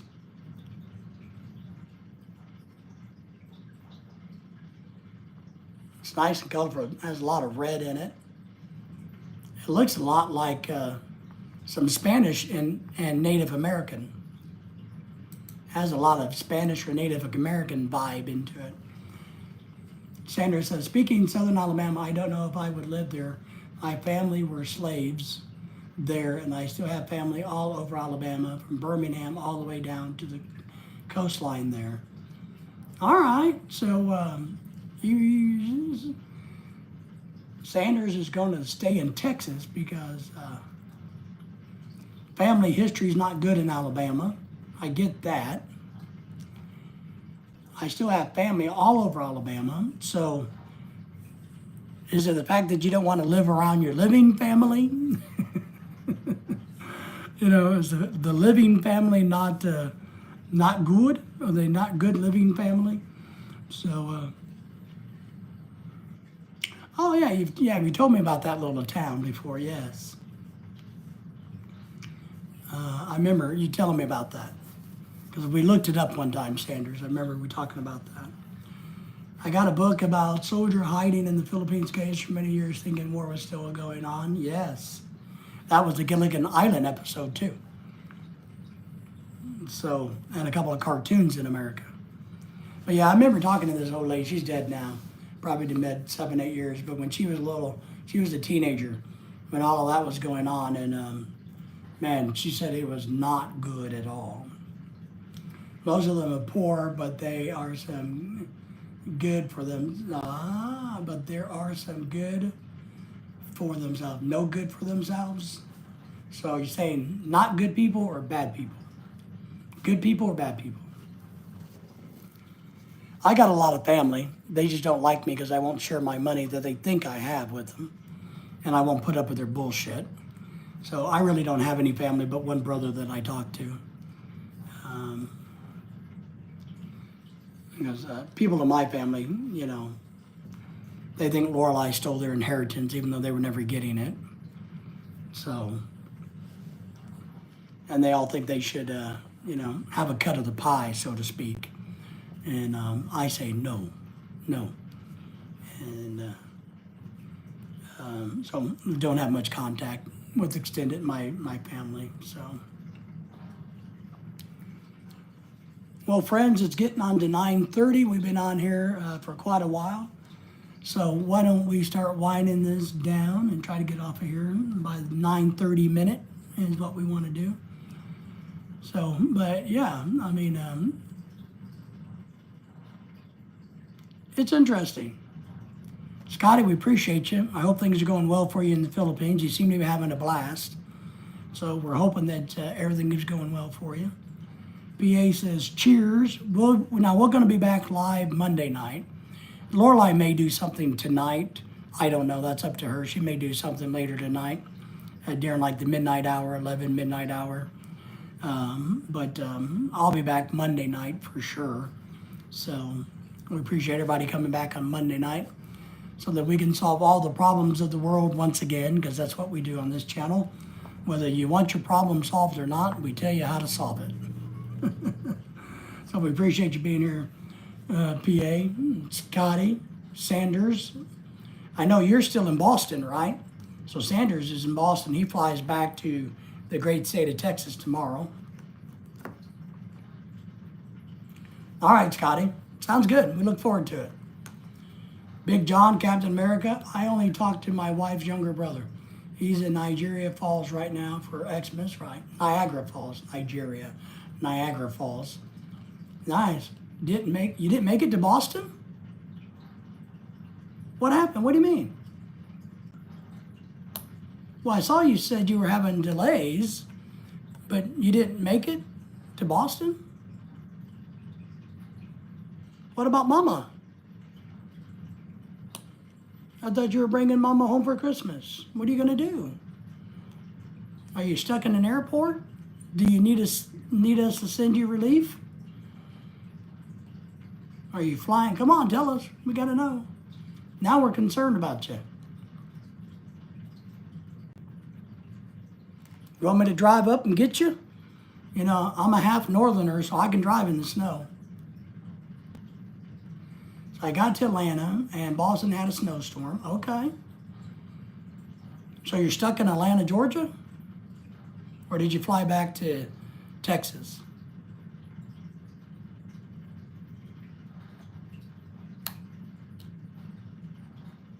What about Mama? Come on, man. I thought Mama was coming to see the babies.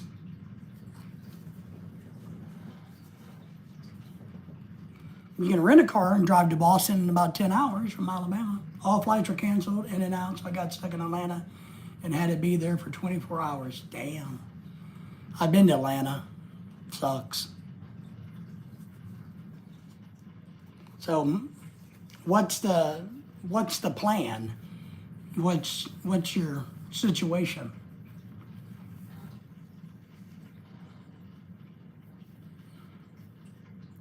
If it's an emergency, dial 911.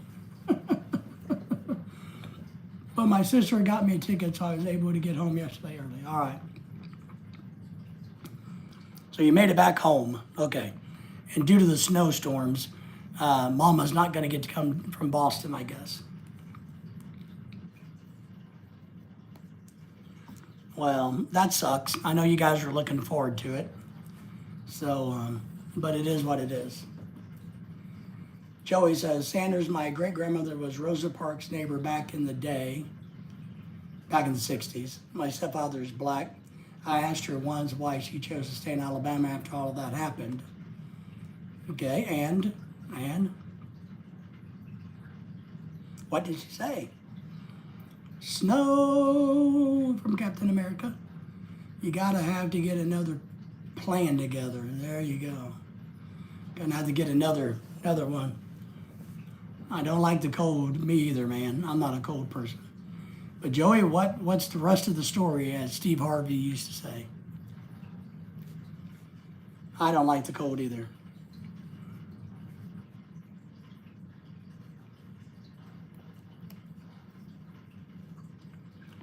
Well, we can get in the four-wheel drive and drive to Boston. It's probably only a 30-hour drive from Texas.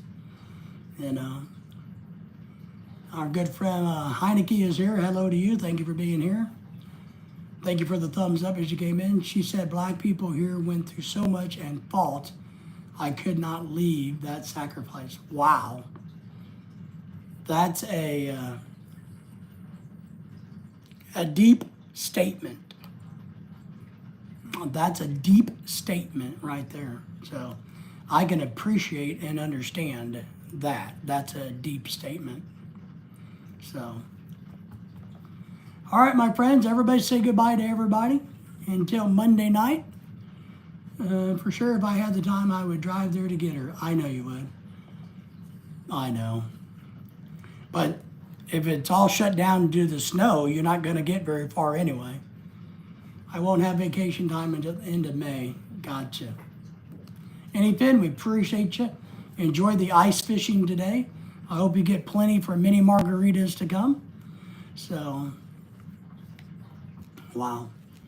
So everybody say goodbye to everybody if you would, because it's the right and proper and good thing to do. We appreciate everybody's thumbs up, all of your support. Make sure you hit that alert bell, subscribe to the channel. She's the strongest woman I ever met, 98 years old, and would still kick all of our butts. That's what you gotta like. Okay, watch out, you got a short video coming out today. Okay, we will do that. Heineke says, thumbs up, we appreciate you. I got it, Sanders. You know, I don't get hung up on things, but I will do that. I will watch for it. Everybody watch for Sanders' short video coming out today. So, all right, my friends, 9:30 here. Everybody take good care. It's good meeting all of our new folks, Joey especially, because we may be neighbors in Alabama next year. You never know. Might come live next door to you. You just never know. You know, you might go, holy shit, what in the hell did that happen? So take care, everybody. I don't speak the language, don't read the language. So appreciate you. It was nice meeting you, brother. So everybody take care. Appreciate you guys. Be safe, and we'll see you soon.